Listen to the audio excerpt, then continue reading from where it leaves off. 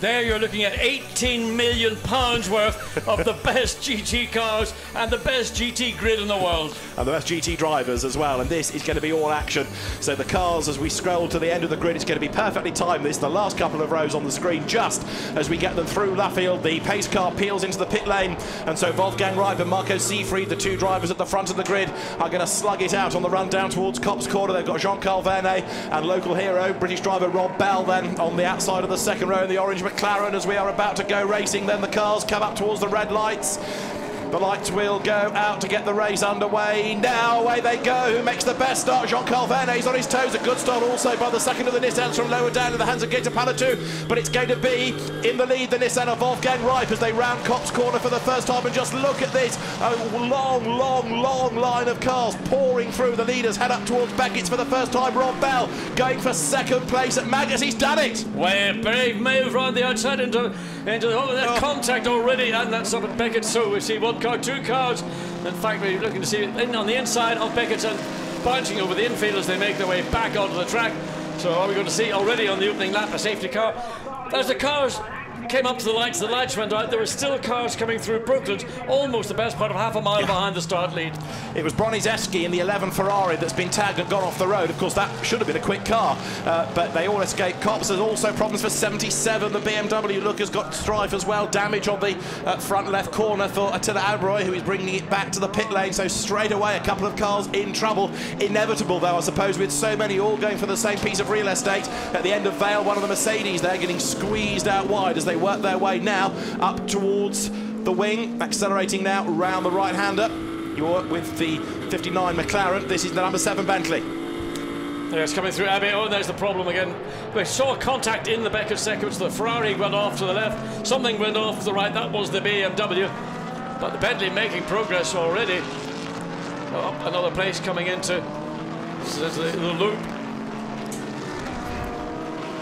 So at the end of the lap, it is going to be Wolfgang Reip up front. You can see the Bentleys battling lower down the order as the cars work their way down towards Brooklands for the first time. Some great battles raging on here all the way through the field, but early doors trying to make it move on the inside there. 888, the BMW gains ground. A good move that by Joe Osborne, who's very much the quicker of the three drivers in that car. It's a Pro-Am class car, remember, but it's going strongly. Yes, indeed, and also the benefit they had, we mentioned to Ryan Radcliffe that having the professional driver do the grid position, fall through all the grid, gets them away from the bulk of the rest of the Pro-Am field, so they can be sucked along. Joe Osborne doing the job behind the wheel in the opening stint, and therefore when he hands over to Ryan Radcliffe and Joe Miller, it'll be a much easier task they've got to deal with. So the race leader at the end of the opening lap, Wolfgang Reip, Rob Bell in second place, 0.4 of a second between the two of them. Marco Seefried in the Ferrari third. And as the race leaders pour their way through Copse, there are still cars coming up towards Luffield, and of course at Beckett's, yellow flags after that incident on the first lap of the race. Everything beginning to settle down the opening lap. I mean, just 61 cars actually. By the time we finished the lap, probably it was about 60. Because the Ferrari went off to the left. I don't know whether it was able to regain the track. The BMW did get back on track. Much damage to the front of the car. And look at the traffic. I mean, this is an unbelievable sight coming down Hanger Straight. Drivers looking, jockeying for position. Some will be on very fresh tyres. Some will actually be on a new tyre. Big advantage in the opening stint in the race to have that new tyre to make the break from those around you. That's what Wolfgang Reip has done. Rob Bell behind just under half a second as they came across the line. Marco Seefried a further 0.8 of a second behind the second place McLaren. So 1.3 seconds covering the first three at the end of 2 laps.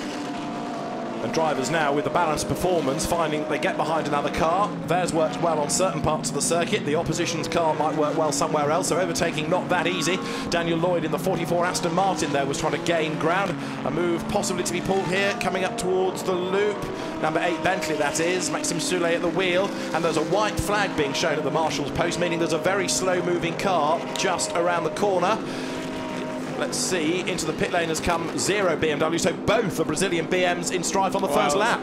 Clearly what happened coming up into Beckett's, everybody very close together, no one prepared to concede, which is ridiculous because there's the other car making its way back.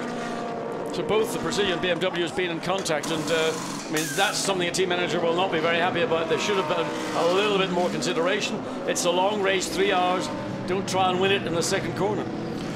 And so now the mechanics going to be split across both cars, trying to get them both back into the race. In the meantime here, 35 is under huge pressure. Look as they work their way down through Woodcote. You're looking at the back of Mark Basseng's Audi as they head down towards Copse Corner.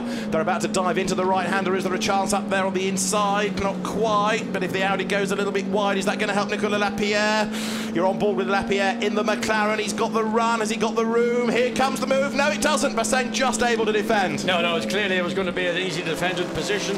And they're looking further ahead. Wave yellow flag still up at Beckett's, indicating there's still some issues that have to be cleared away. And directly ahead of the two Audis, you've got Craig Dolby in the Sean Walkinshaw shared Nissan GT R. There is the Ferrari making its way back, finally having been off track for the back. Best part of it is left front wheel you can see hanging at a very weird angle. So that's going to be in the pits for repair. Maybe gets back out on track. But of course they're going to lose laps as a consequence, aren't they? So we also know that number 11 Ferrari, the Michael Broniszewski car that went off, has rejoined as well. So up front, Wright leads Bell, leads Seafried, leads Verne. That's the top four. And in fifth place, this could be significant, Mirko Bortolotti in the better of the two Lamborghini Huracans. And then the top six rounded out by Guy Smith in the Bentley. Much more variety up there than we had at Monza, but we always said this was going to be a different sort of race. Yeah, I mean, Monza was very much dictated by the pace of the Ferraris in particular. The layout of Monza, very long straights, high speed, slowish corners, one decent corner. Silverstone is the antithesis, still got two fast sections, but it's the high speed corners, and that changes the whole dynamic of where the strength of individual cars. But what was impressive was Norbert Siedler's front row grid position, albeit in difficult conditions, but he got the time in, he put that car on the front row of the grid, currently running in third place. There we see it, just coming through Luffield. And so there is a battle developing now behind with Jean-Carl Verne, number one Audi, ahead of the green Lamborghini. But Wolfgang Wright, you were asking before the race started, was it extra pressure on Wolfgang? If it was, he's dealt with it really well, hasn't he? Because there he is with a lead of over a second. Yeah, it's so easy to be intimidated or create your own internal pressure. When the lights go out, the run into turn one, Copse, he was on the inside for the corner, so he had the prime piece of real estate, but you never know. The Ferrari had got the opportunity to try and swing around the outside, being brave, and certainly we know that previous drivers of that particular car, the 333 Ferrari, have been very brave. Absolutely, yes. But not these ones, not the current incumbents. This is brave and controlled and quick and successful. 77 you saw being pushed away into the garage. Doesn't bode well then for the amount of damage that needs to be sorted out as you're on board then now with Nicolas Lapierre swinging his way through the Beckett's S's. It's a very, very busy road. In ahead of him is Karim Al-Azari looking 71, the red, white and blue Mercedes. Nicolas Lapierre is right on the back of the Mercedes now. Which way does he go? Down hanger straight. Nicolas Lapierre, good in a single-seater, good in a GT car, good in a sports prototype. He's on the outside line, flashing his lights at the Audi, and Al-Azari up the inside of the Mercedes. Lapierre tries to go round the outside. 2 hours and 52 minutes to go, but you wouldn't think it the way they're getting stuck in, and Lapierre has gone ahead of the Mercedes, I think, there. Yes, I mean, that was a bit of sensible driving. Lapierre was on a mission, he was on the outside of the corner, so the Mercedes had to be careful not to allow itself to run too wide to come into contact. He concedes one position with 2 hours, 52 minutes to go.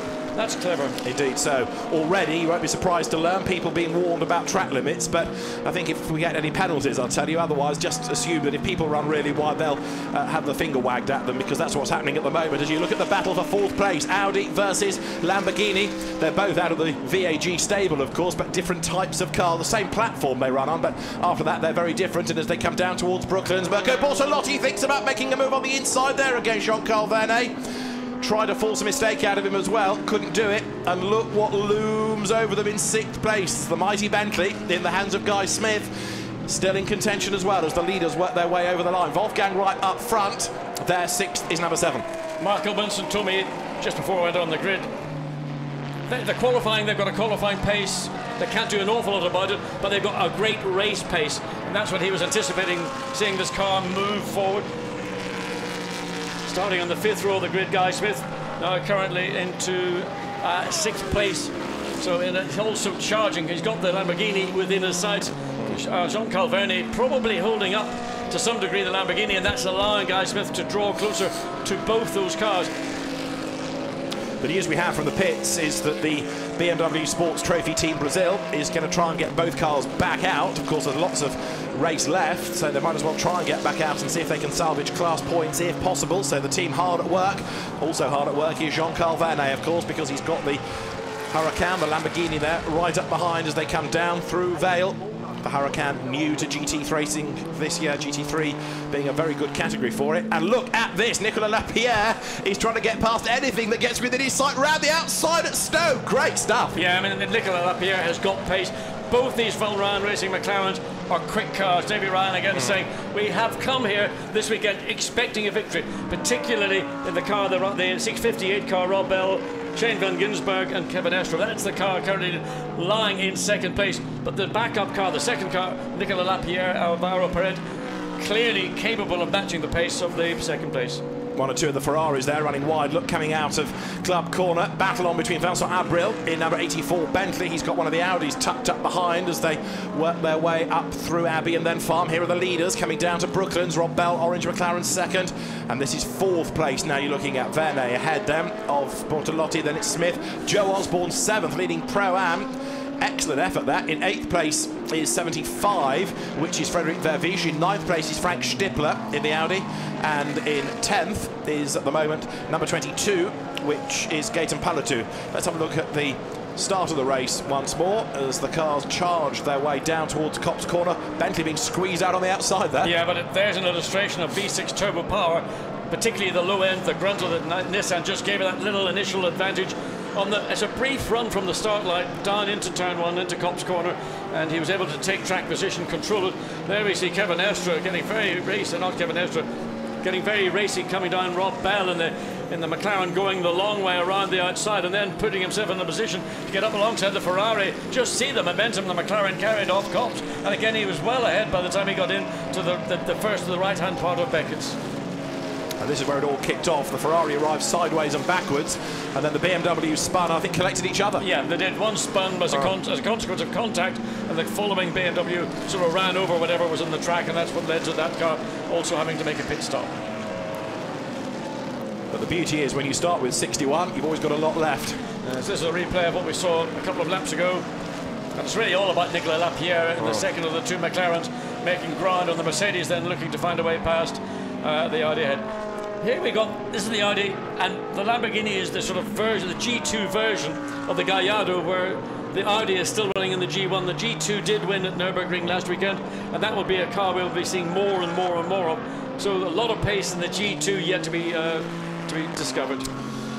There's the McLaren 650S, another new car for this year, moving on from the MP4 12C and going far better here than we saw first time out in Blancpain at Monza. The gap starting this sixth lap was 1.5 seconds between Wolfgang Reip and then Rob Bell. Third is Marco Seifried, Jean-Carl Verne fourth, and the Bentley just creeping a little bit closer, isn't it, there in 6th place. Guy Smith inching up onto the back now of Mirko Bortolotti. Yeah, the problem will be, as we keep pointing out, when you get groups of cars, as we see just further through the field, 4 cars all relatively close, the pace is ultimately dictated by the lead of those 4 cars.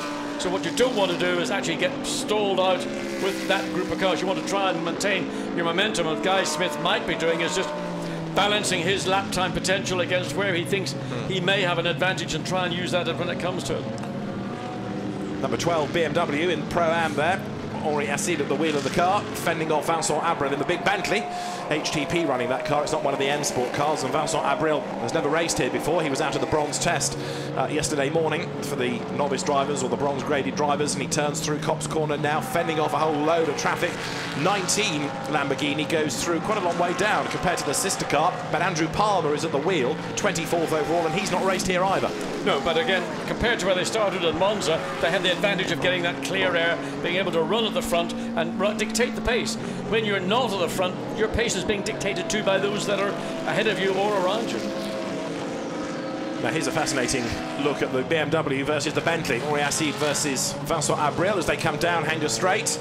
Is there going to be an opportunity? Yes, for the Bentley to have a look. Has it got the grunt in a straight line? Yes, and Vincent Abril forces the issue and he goes through into the top 20 now. Yeah, I mean, the BMW is probably the least quick car on the straight of this group, so a little bit of slipstream from the Bentley, and again the Audi's going to go the long way around and has done it. Yeah, good pass. Mark Bassang, that is, at the wheel of the blue and white Audi.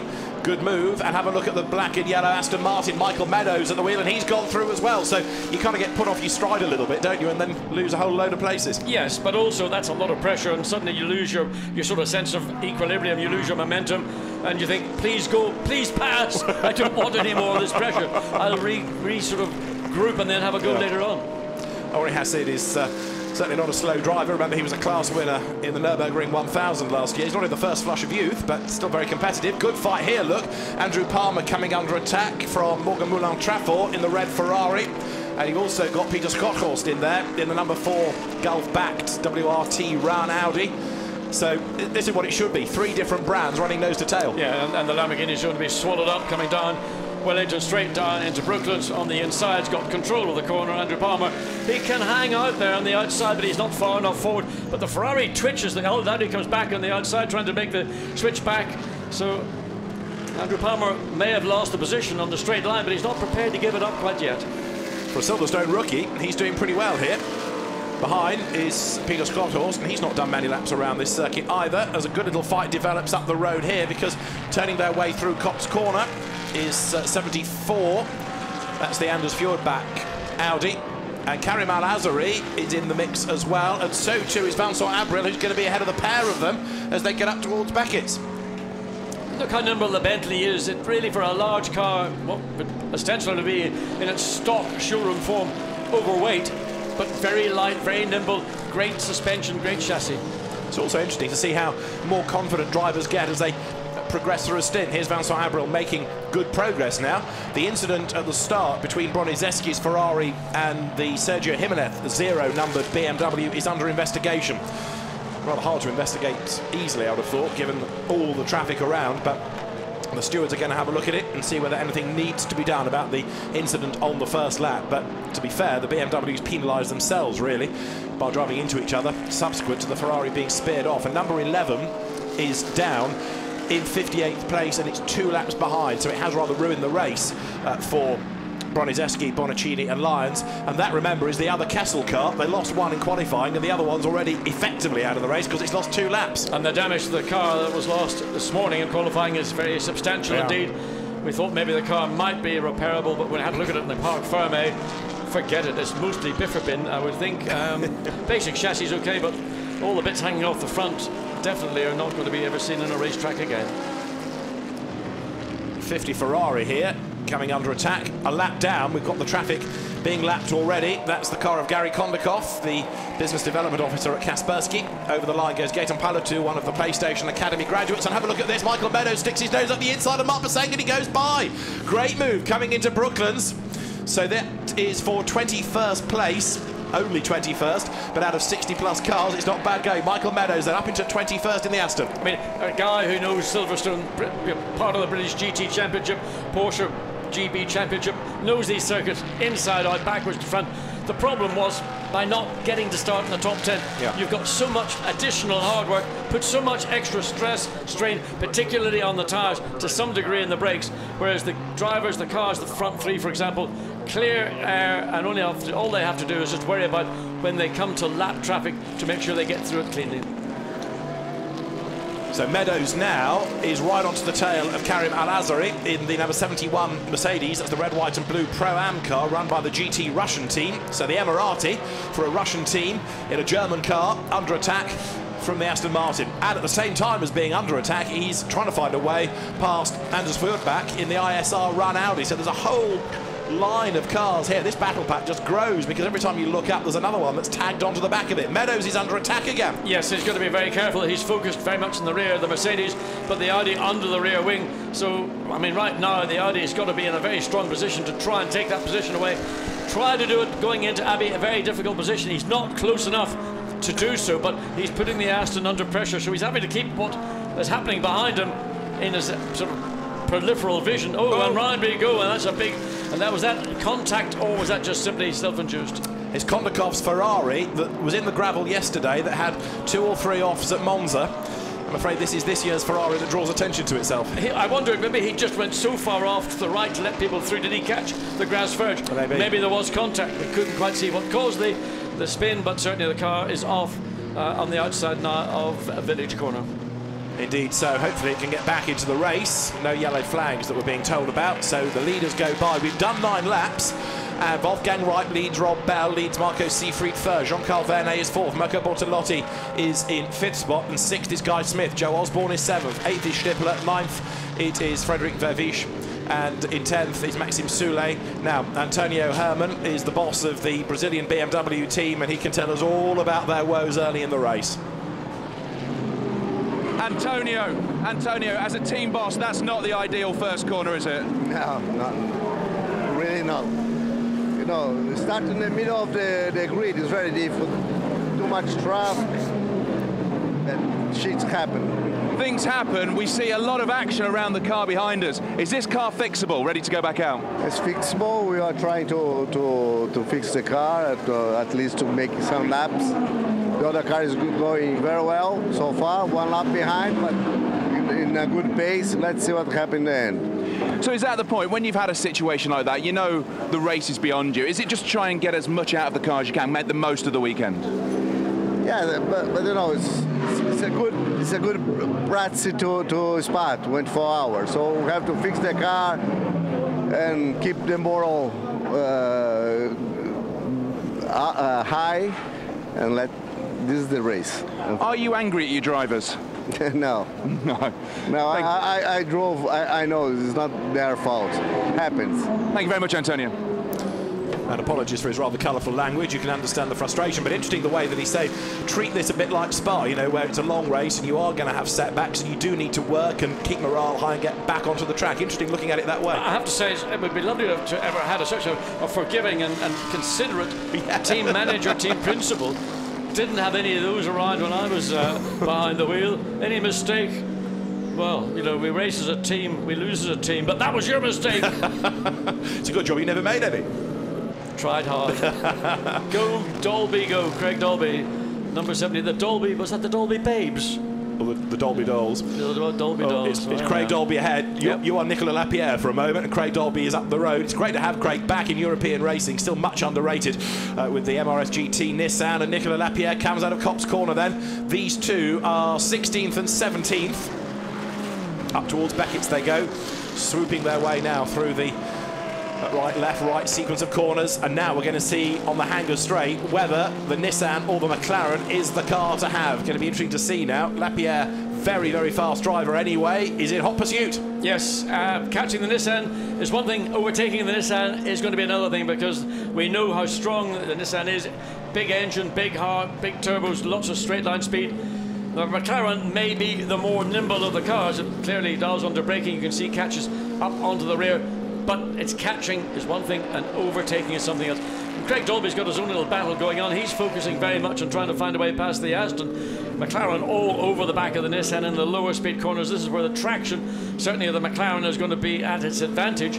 But there, straight line, accelerating a little bit earlier than the McLaren. You can see why there will be frustration coming from the cockpit of the McLaren very shortly. Yeah.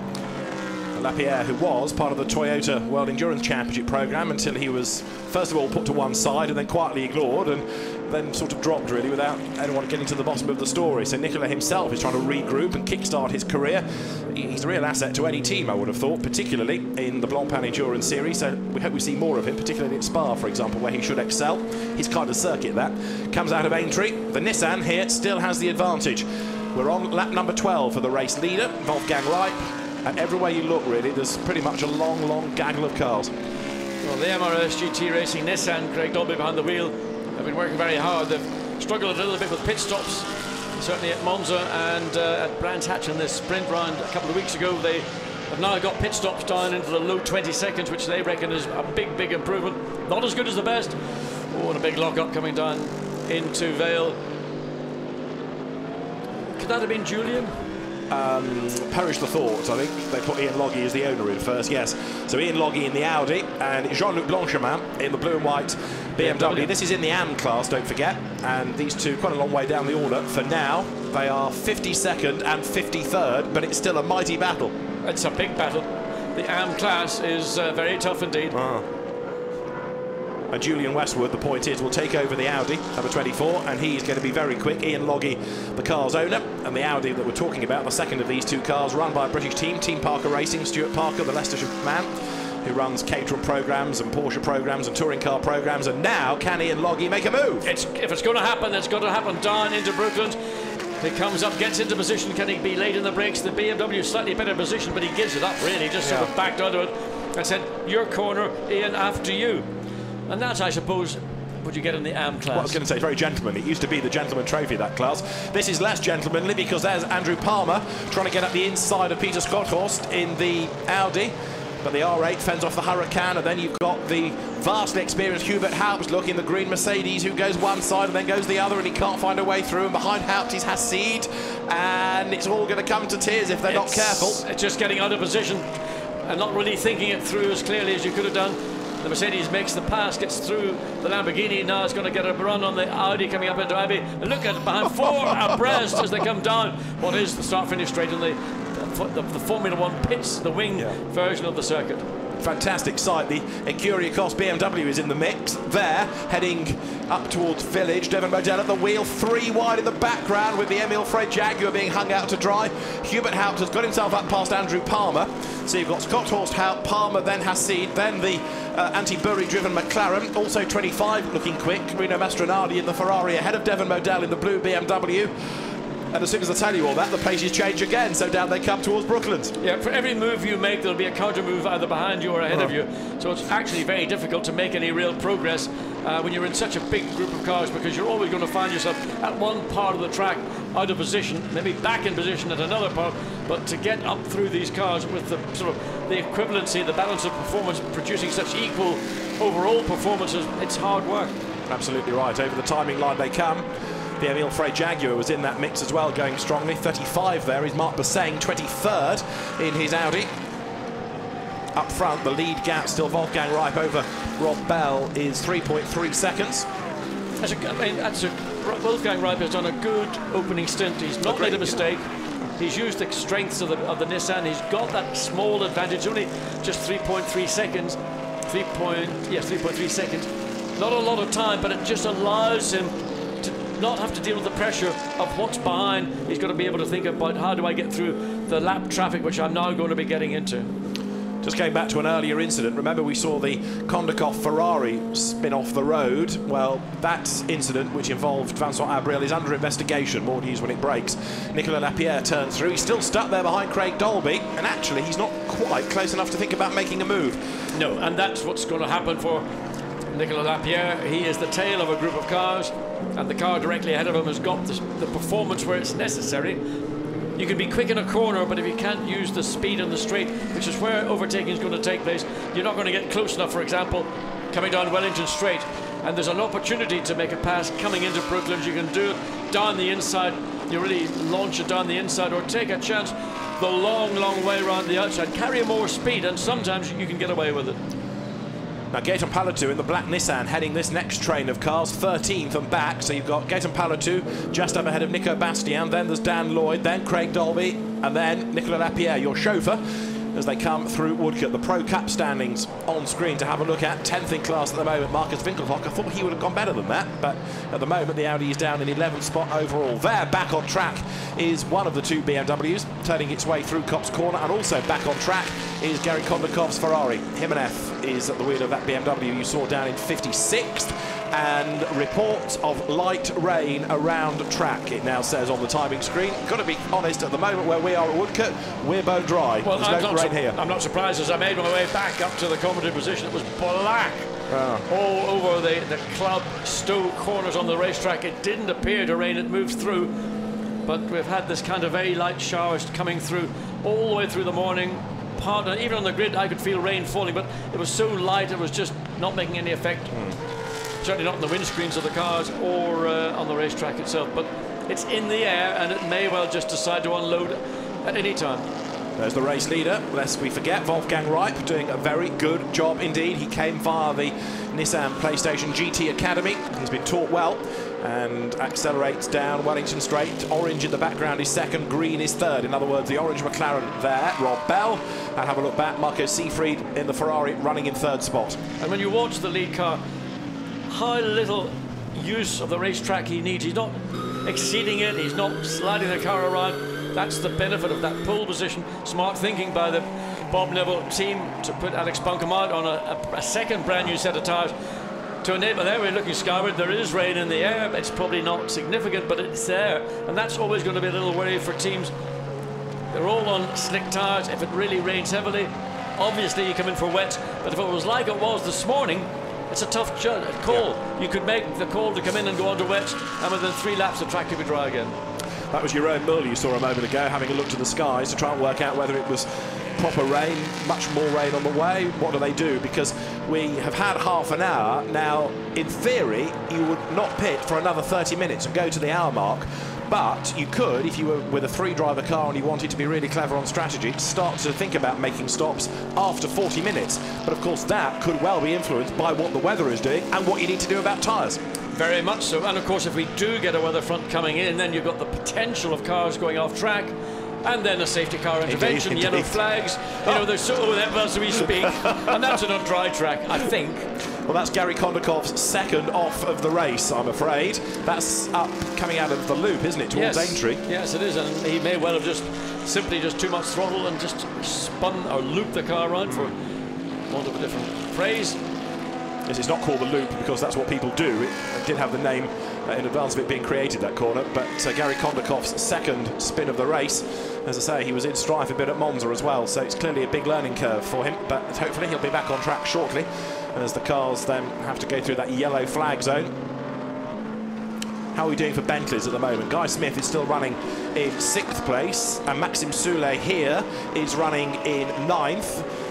Number 8 Bentley's got Joe Osborne ahead, so you've got the stubby little BMW Z4, and then the enormous, in comparison, Bentley towering over it. Yes, it is. It's right over your shoulder. It's almost sort of engulfing you. It's a bit like that, well, sequence of a Bond movie where the front of the ship opens up and just swallows you up. I mean, the lights are flashing and the Bentley trying to put pressure on Joe Osborne. I mean, he's probably just going to turn his mirror down and say, forget it, I'm not going to concede. The BMW was a quick car around the twisty bits. The Bentley is equally quick around the twisty bits. Slight advantage to the Bentley in straight line speed, but is it enough just to put Soulet into a position to make a move and make it stick? Not yet, seemingly, is the answer, but let's keep an eye to how this battle pans out as the leaders work their way through Copse. There is Joe Osborne, still leading Pro-Am, don't forget, and 17 is now facing the wrong way. Dennis Anderson, that's at the end of Vale, heading into Club. And he needs to get that out of the way, doesn't he? And he's going to, but against the flow of traffic, and then he's got to spin, turn it round. Yeah, and it's not easy to do it there, because if you go to the left, the way he was facing against the flow of traffic, you're going to go onto the grass, and of course it's not always the best place to be. A little bit of a wobble from Craig Dolby coming out of Copse as they climb up the hill. Blue flag, and still having the attention to Nicolas Lapierre, a little bit closer this time, but that's because Craig Dolby's closed up and we got the Ferrari back on track, and that's sort of folding over itself to keep out of the way of this group. This is the best opportunity for Nicolas Lapierre to make a position on the Nissan ahead, because everybody's now being dictated to by the second of the two Bob Newell Racing Nissans. But there, look, Craig Dolby makes a move for 15th and goes ahead of Dan Lloyd going into Stowe Corner. So we've been talking about, is Dolby going to be attacked by Lapierre? Now it changes, and so as they go down through Stowe, upper spot goes Dolby, and now Lapierre goes round the outside of the Aston at the end of Vale. He's absolutely on the edge of the road. He's all over the curb as well, but he's done it. Yep, he had to make it quickly, because once the Aston had been passed by the Nissan, there was going to be an opportunity. He saw that. He got a good run off Stowe, got down on the inside, put the car into contention, and went side by side, and he was in the right position to take the place away. So Nicolas Lapierre, that's motor racing. That's what this is all about. It's all about just driving around and enjoying your 1 hour stint. So Craig Dolby thought he had a moment's relief because the McLaren disappeared with the Aston between them. There we look and see what Lapierre did. In fact, he came down the outside, went round the long way, given room, good work by both drivers to give themselves space. Craig Dolby kicked up a little bit of dust on the exit of the first part of Club Corner, but Nicolas Lapierre didn't need a second invitation. We go back to the lead car, Wolfgang Reipers, Alex Buncombe. He's not in the car until the final hour of this race. He's got another hour and a half to go, really, before he thinks about getting his race head on, and a problem. It's one of the Am Cup BMWs, isn't it? That's the Jean-Luc Blanchemin car. Is that a problem, or just very slow and keeping out of the way? Maybe a bit of both. Yeah, I think you're right. So we've seen Dolby and Lapierre both mug Dan Lloyd in the Aston Martin. More flashing of the lights here, look, coming through the Beckett's S's. That's Marcus Winkelhock. Vastly experienced driver is Marcus. He's now up into 10th place, and he's trying to work his way through traffic here, because just ahead is Georges Cabin, who's eventually sort of pulling to one side. Winkelhock will go past him on the inside line, heading down towards Stowe. Yeah, the pro drivers and the Audis sometimes having a moan about the AMs and the Audis, because if they don't get the momentum off a corner, they can't really get past them on the straight, because all the Audis got equal sort of straight line speed. Down to the end of Vale, and there, 75, also putting a lap on Georges Cabin, is the ISR car of Frédéric Verviche. There are Audis everywhere at the moment. Look at this long train. With at the back of it, the AM car of Bruno Mastronardi. Hubert Haupt in the green Mercedes. The next one to look for here, 25th, is the green car. Down towards Stowe Corner. Just up ahead is Anders Fjordback. Then it's Haupt as they work their way through Stowe. Haupt's Mercedes showing good straight line speed to make that pass, because an Audi is not slow on the straight, and he was able to get enough of a pass done before they got into the brake to make it stick. So it's the Generation 2 Audi now within the sights of Hubert Haupt. Robin Friends looks on, Laurens Vanthoor looks on. The Bentley guys also studying the screen, studying the data. And there's the Jaguar trying to make progress as well. The car started by former FIA GT champion Gabriele Gardel. That's going pretty strongly at the moment, and Hubert Haupt is on his toes. Is he going to gain another place here? Up the inside of the Marc Basseng Audi. Basseng fights back, going into the corner, so he stays ahead of Haupt. But Basseng fading a little bit here, because more and more getting up with him and working a way by. Yeah, it's a slightly more difficult task to get past Marc Basseng. He's a professional driver, very capable in lots of GTs.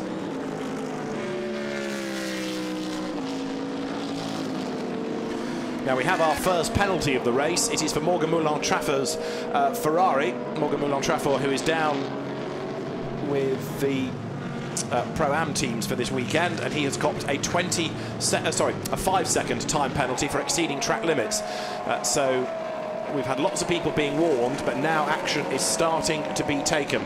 So it's a 5-second penalty to be added to the race time. Not a stop-go, as we are told, but the car that's running 20th on the road, and there's Gary Kondakov off the road again. Well, this time he just got out of the way, but of course in doing so, he got himself onto the dirtier part of the exit of the corner and sort of got dragged, and he's now, again, just being mugged by about a dozen GT cars making their way into Beckett, trying his best to keep out of the way, some having to take to the grass. They're all diving every which way possible.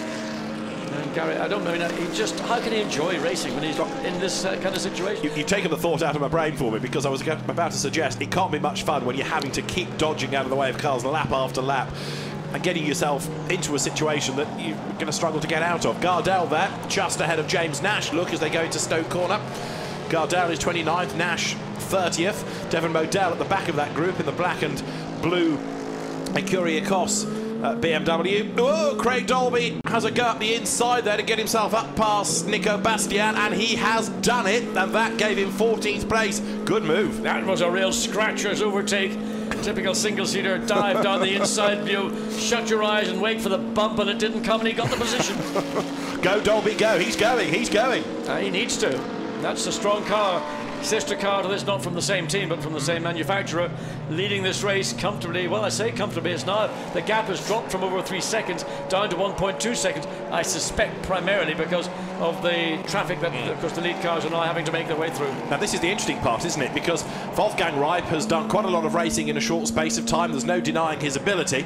But Rob Bell has been racing for a lot longer. He's done a lot more endurance racing. And when it comes to working through traffic, that's totally different from having just natural speed. And Rob Bell's either bravery or savvy, depending on what the situation is, will stand him in good stead. Well, it's a good racing head, fundamentally. And, of course, in British GT Championship racing is exceptionally competitive on some circuits that are not anywhere near to the scale or level of Silverstone. So you have to work very hard to get what you get. And consequently, that's what you're seeing from Rob Bell. And he's done, of course, lots of good things. Class winner at Le Mans. He's raced in most GT championships going around the globe, so hugely experienced driver. As down through Vale comes Danny Juncadella. You're back on board with Nicolas Lapierre. Now, if Craig Dolby can get past Nico Bastian, he thinks, so can I. And at the moment, Bastian is 15th and Lapierre 16th. Here they come. It's, again, the same problem that we saw being behind the Nissan. He's now behind the SLS Mercedes. The big V8 engine, 6.3 litres, pulls away a lot of torque again. McLaren twin turbo V8. That is a rear, right rear. Is that a problem, right rear? It's damaged, isn't it? Right rear, you're right. So 16 it is, that's off the road. That's up at Beckett's. That's the Fabien Barthez car. Well, he hasn't scored then, has he? No, it's a Brooklands, in fact, just at the end of Wellington Straight. So there's been contact with something. And yes, it's an own goal, I fear, for Fabian Barthez. He's out of the race. So gap still reducing between lead and second. There it is. It's down to 3/4 of a second. So whether the pace, I don't know why the pace has dropped off. I suspect, I keep repeating it, due to traffic. But the last lap, the McLaren by Rob Bell was over half a second a lap quicker. Clear track ahead, only that one car for the race leader now to make his way through.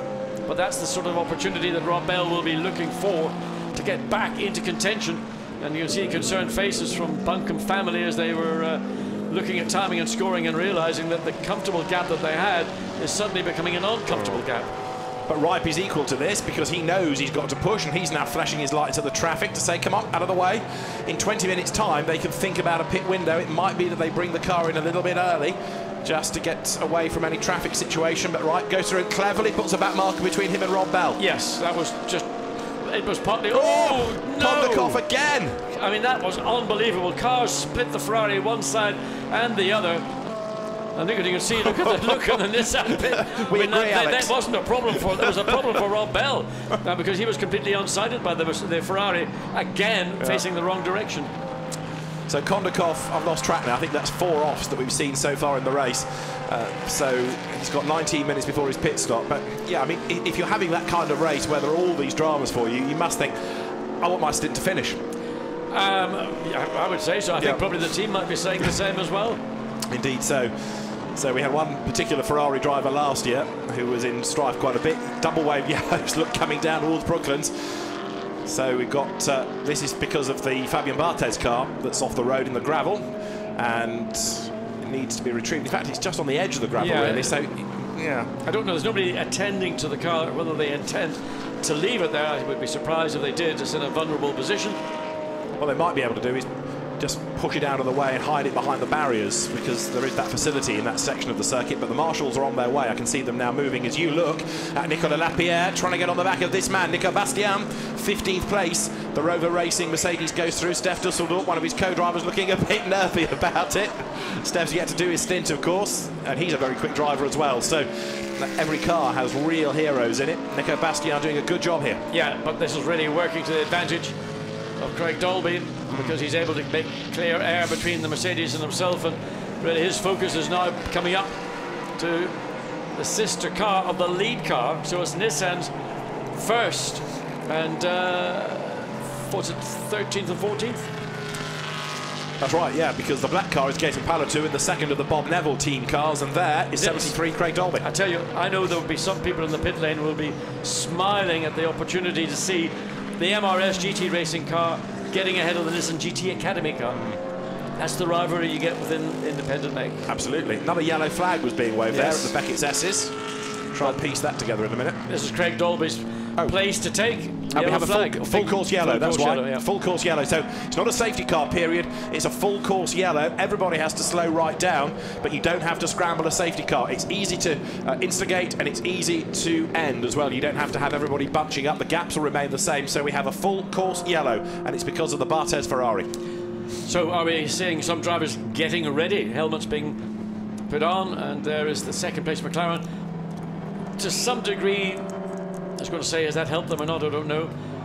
Craig Dolby was all set to make a manoeuvre on the second of the GT Academy of Nissans, and the yellow flag precluded that. We are having pit stops because down the pit lane has just come 33, which is Miguel Toril, and we've got another couple of cars coming in as well. So this is about 4 minutes early to really help a team strategy, irritatingly. Well, I'm slightly surprised in that McLaren is one of those cars coming in. Nicolas Lapierre is into the pits, so they believe they've done the right thing. I think that's 55, the white McLaren that we saw come in, which is Attempto Racing. Okay. So I think Lapierre has stayed out. Okay. So yeah. So we're going to see.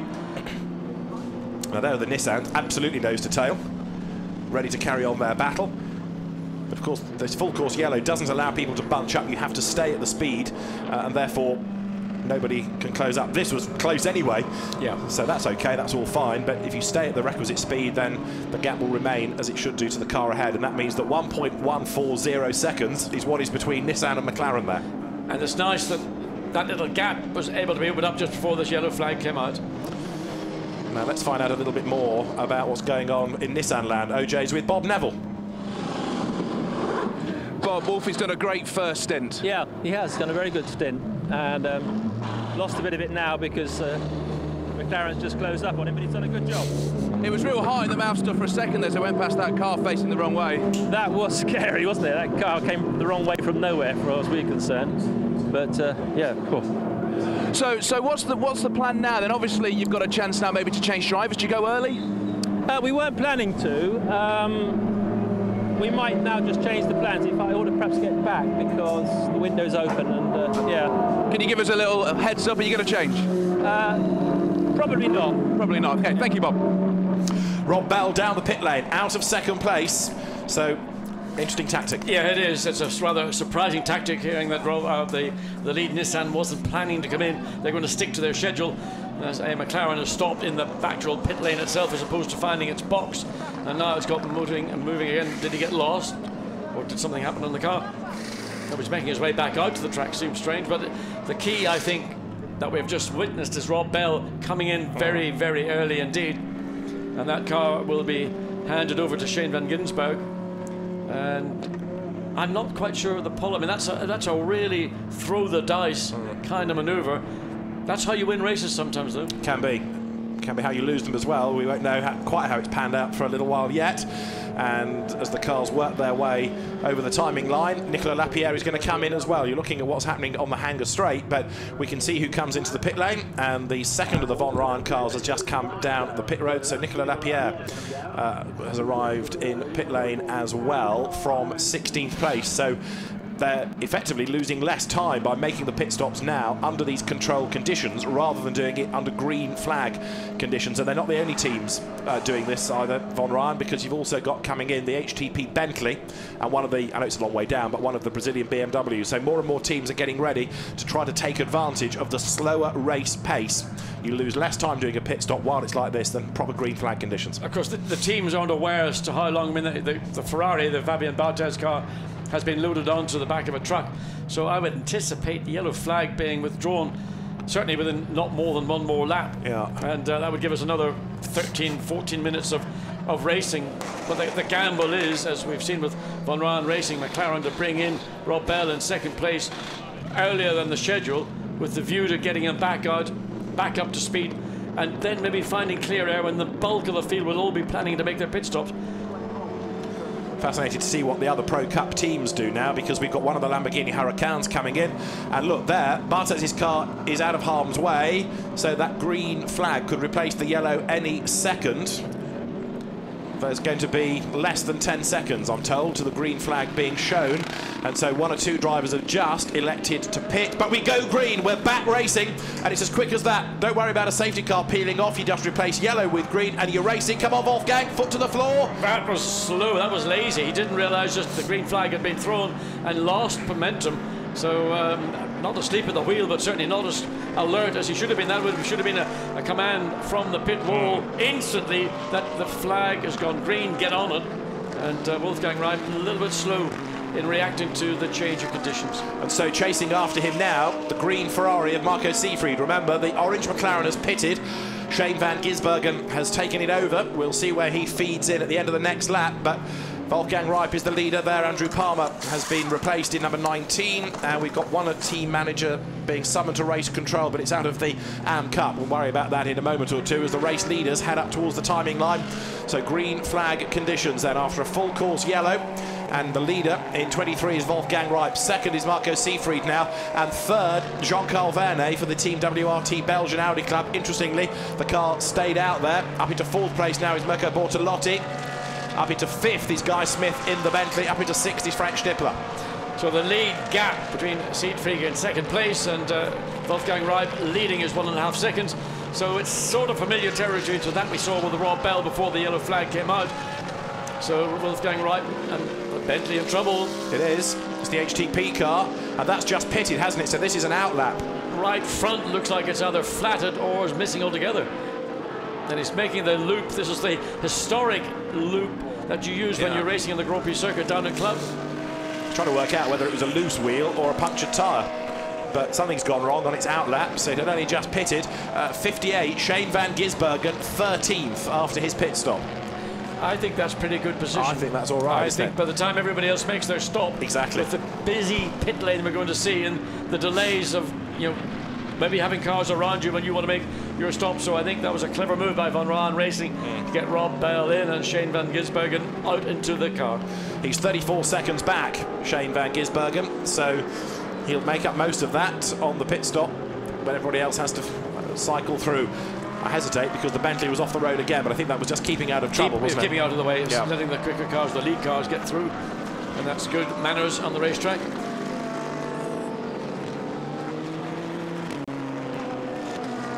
So the gap between the Ferrari and the Nissan was 1.5 seconds, getting slightly caught behind the Audi coming through that sequence of corners at Village and the Loop. So lights flashing, in fact, under pressure. But this is still the leading car, Wolfgang Reip, and he's got traffic then just protecting him from Marco Seefried. The Audi are lapped down here, they come up towards the line.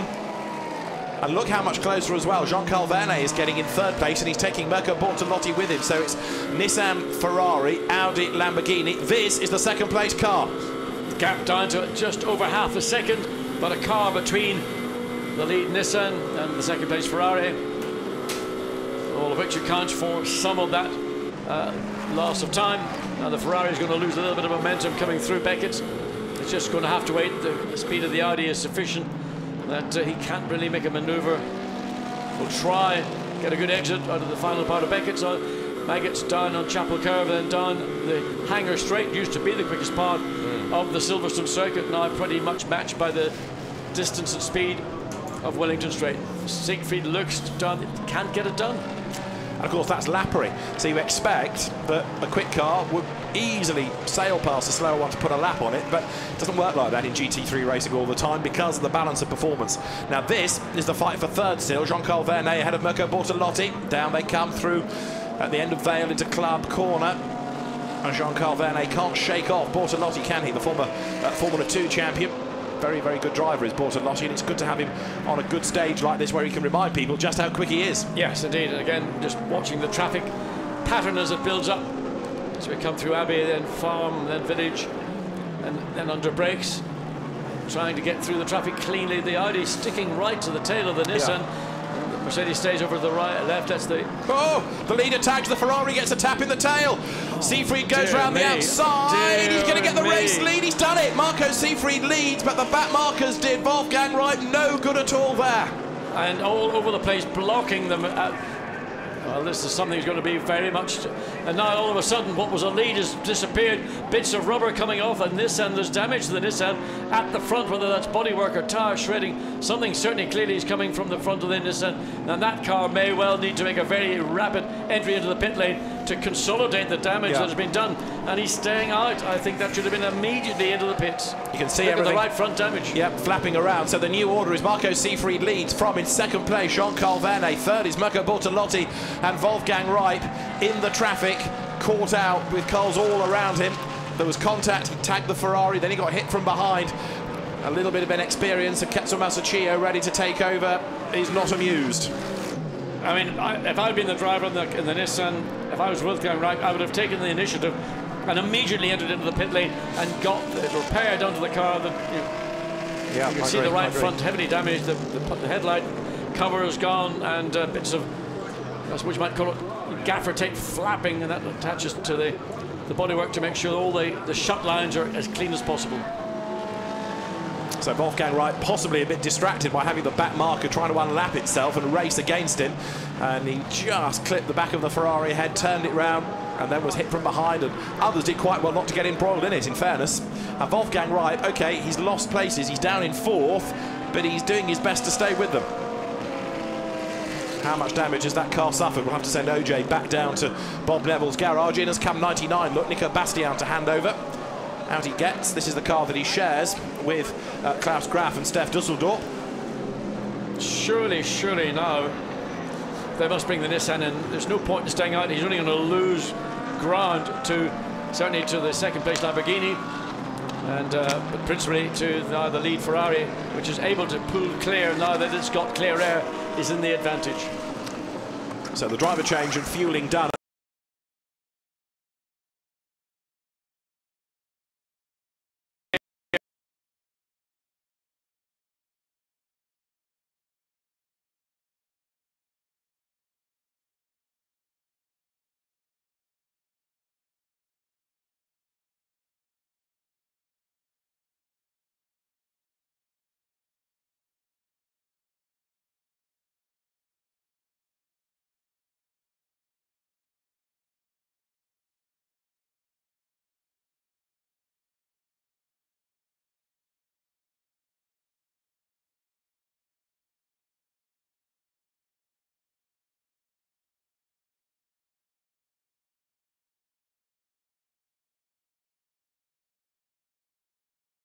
For the pit lane, Tommaso Gio gets on board the car here, and it's still a race being led by the 333 Ferrari, and Ripe's incident with the number 10 Ferrari, the Ricci Bade car, is under investigation. Yes, I mean, he'd driven a wheel perfect race up to that point, just a small error in that contact damage to the right front, and that's still got to be attended to. And all of a sudden, what looked like going to be a pretty happy afternoon for the 23 Nissan has turned slightly sour. Still a long way to go, just over 2 hours remaining in this 3-hour endurance race at Silverstone. So they've done the driver change and the fueling. The second part of the pit stop is the tyres. Only 2 mechanics could do that, and now a few repairs as well. So try and get the gaffer tape on. This has to be done as quickly as possible, and of course to the satisfaction of the race officials, the scrutineers.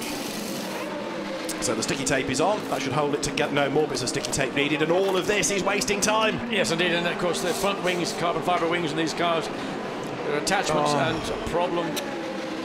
What's the... Now he stalled it when it goes wrong. Oh, because he's going to try and wriggle out of a very narrow gap. Yes. Which is going wrong, it's going wrong, isn't it? Yeah, and the steering lock is so limited on these cars, so they're going to have to find a way to pull the car back.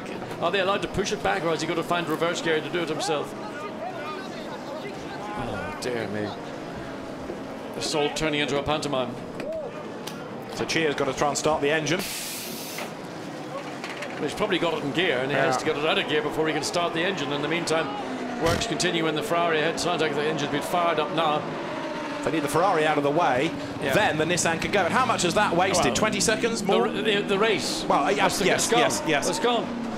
So massive frustration, and of course, although it was that time lost at the end that was really bad, had it not had the incident, it would have been a different kind of pit stop. That's what you've got to be aware of. You've just got to make sure you don't have what you might call an avoidable incident, an avoidable accident.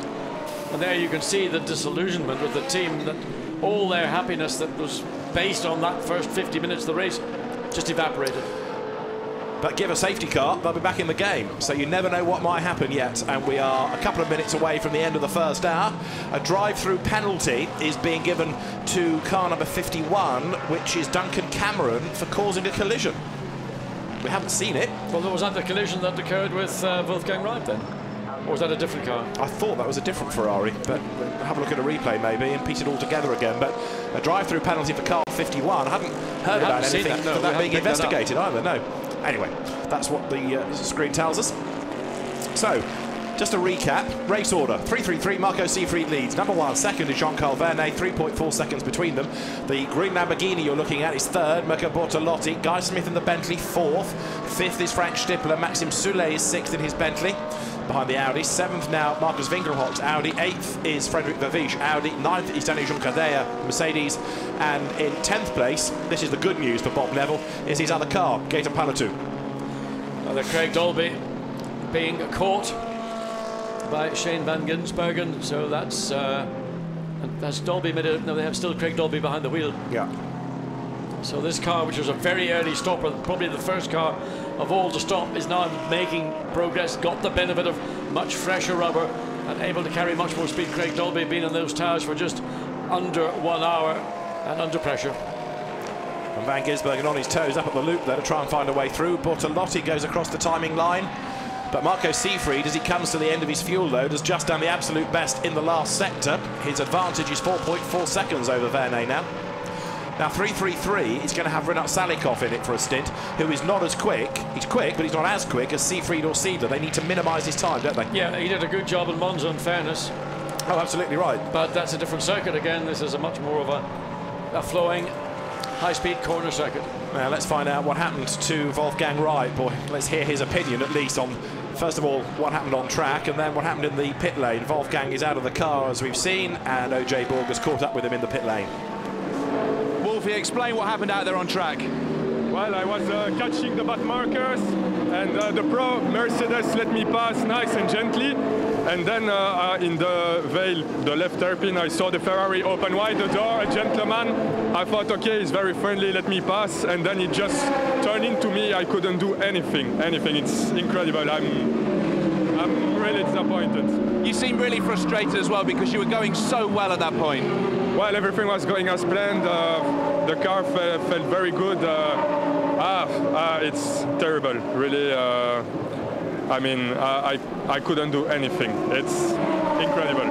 At that moment, I saw you go straight out back to talk to Alex Bunker, of course, put the car on pole. What do you say to Alex at a moment like that? Well, nothing to say except that I'm really disappointed and that it's a shame, really. Are you still in the race as a team? Well, when we pit, we didn't lose too much time, but then the Ferrari in front of me blocked us, so we lost 40 seconds because we couldn't move. Well, Wolfie, thanks for talking to us. Good luck for the rest of the race. Thank you. 40 seconds, so we guessed about half a minute. Even worse. It's pretty obvious. Let's look again and see. So there's the door being opened, then it suddenly gets closed, and of course he gets hit, not just in the front, but he gets hit by the Audi, which then uses that opportunity to slip ahead of the Nissan, but it's Siegfried in the Ferrari who's in the best position, best speed off the loop, carries that forward through Aintree, and just how sweet was that? Except for poor Wolfgang Wright. And this is looking back, and then suddenly, of course, as they come up towards the loop, he's got that pesky Audi that's a lap down trying to race him as well, and then here's the bump, and there's the other one, and Siegfried just able to turn out of it. Jean-Carl Vernet works out which is the best way to go in the background. He picks up a spot as well, and of course Wright delayed in all of that. So this is the race leader. We've had over an hour of the race now, and so those that are going further on a tank of fuel, proving they've got good economy, but in the case of Siegfried and Seidler, they need long stints with a relatively short one in the middle for Renat Salikov. I'm not saying he's slow, but he's just not as quick as those guys, and stepping up to the Pro Cup this weekend, it's a big ask for him. So number 3 Audi is in, but I think ultimately the speed that I'm going to keep an eye on will be Shane van Ginsberg. He is the car that was the first of the pit stoppers, currently now in 10th place. He's got ahead of Craig Dolby. He was behind him a lap or two ago. He's now made that pass. He's making progress, lapping the 205s, slightly quicker ahead of him, some of the cars in the 204, so that was time lost getting ahead of the Craig Dolby Nissan, but nonetheless it's track position that's more important.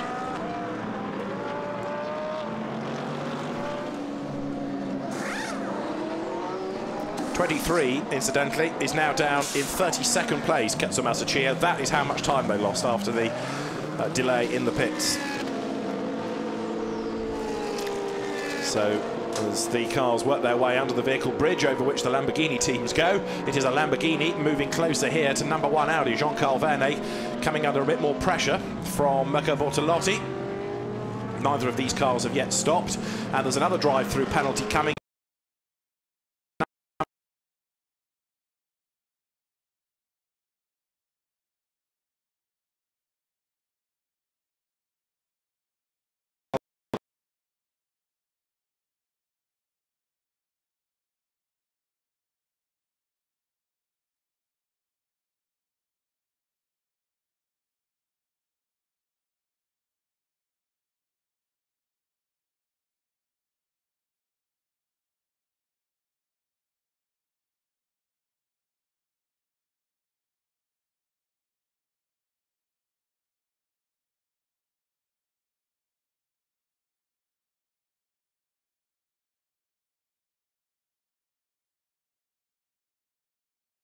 Car in the pit.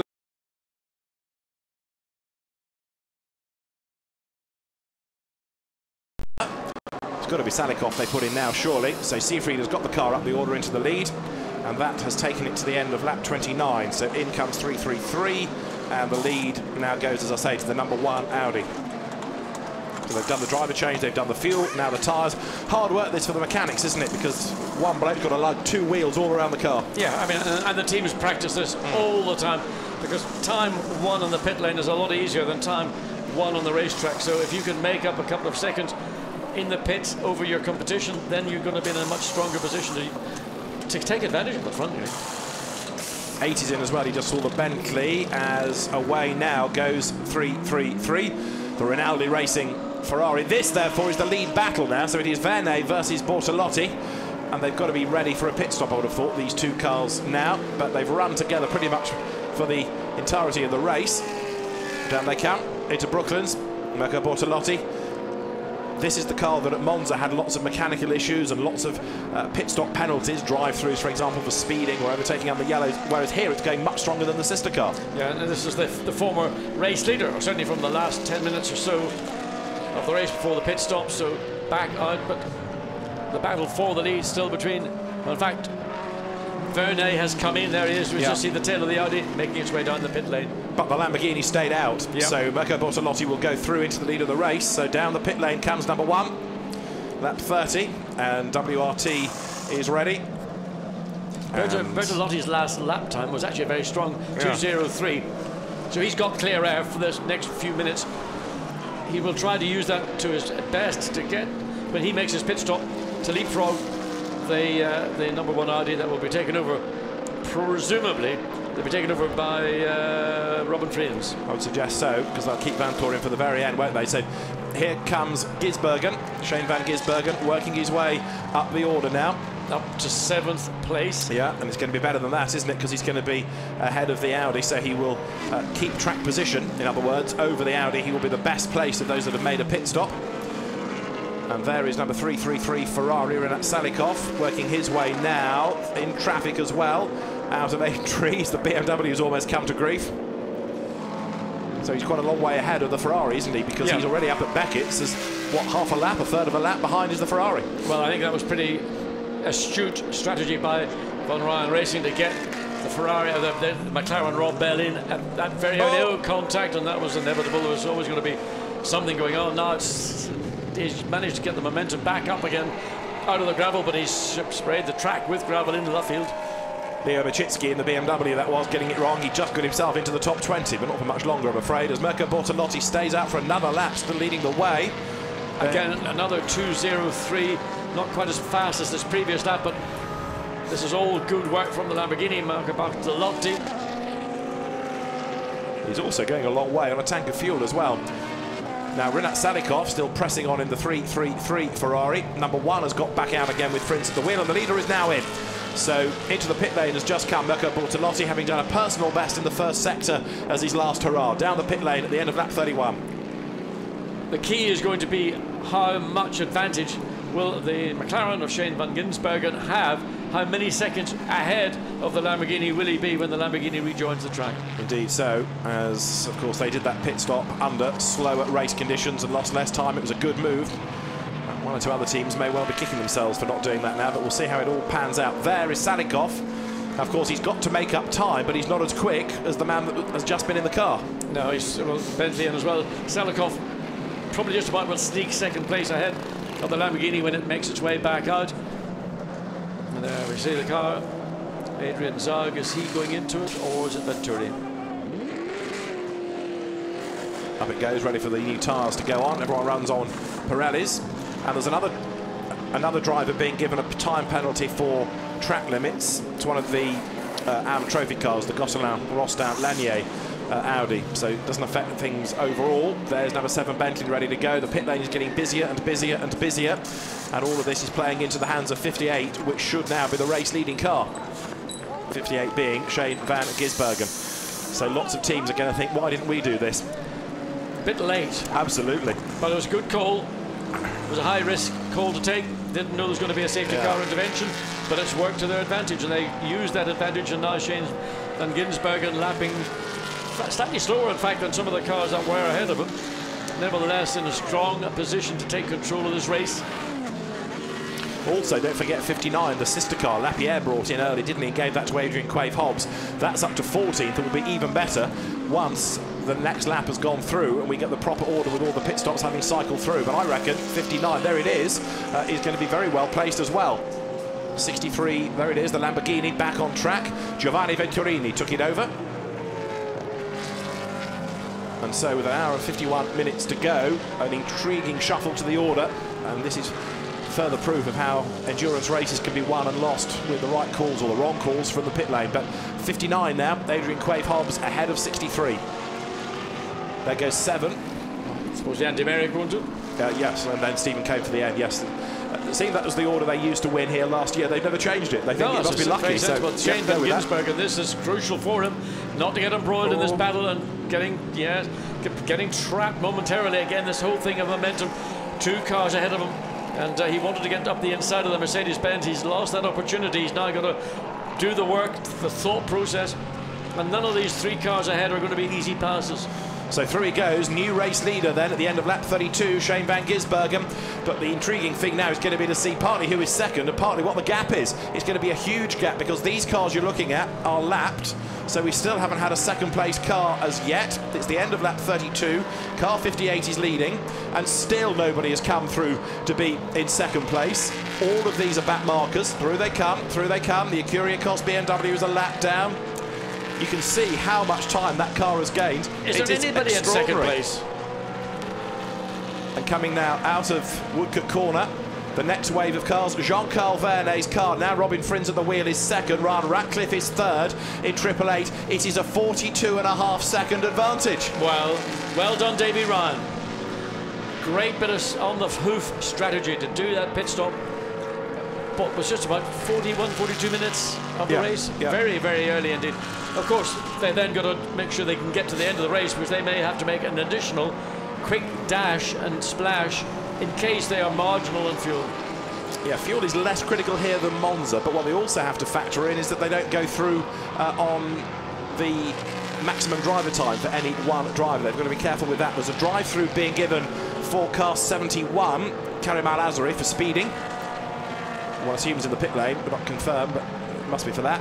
So Van Gisbergen leads Frins, Ryan Ratcliffe is third, Adrian Quave-Hobbs fourth. That was the other car I was talking about, the second Von Ryan McLaren up into 4th place. So double well done, Davy Ryan. Yep, but certainly in the case of the number 58 car, that was a sweet, sweet decision to take.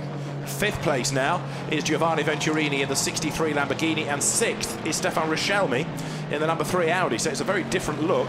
And where is number 23 Nissan after all of this? 19th now is Katsuya Masachio. Yeah, but he's a massive, massive amount. Oh, yes.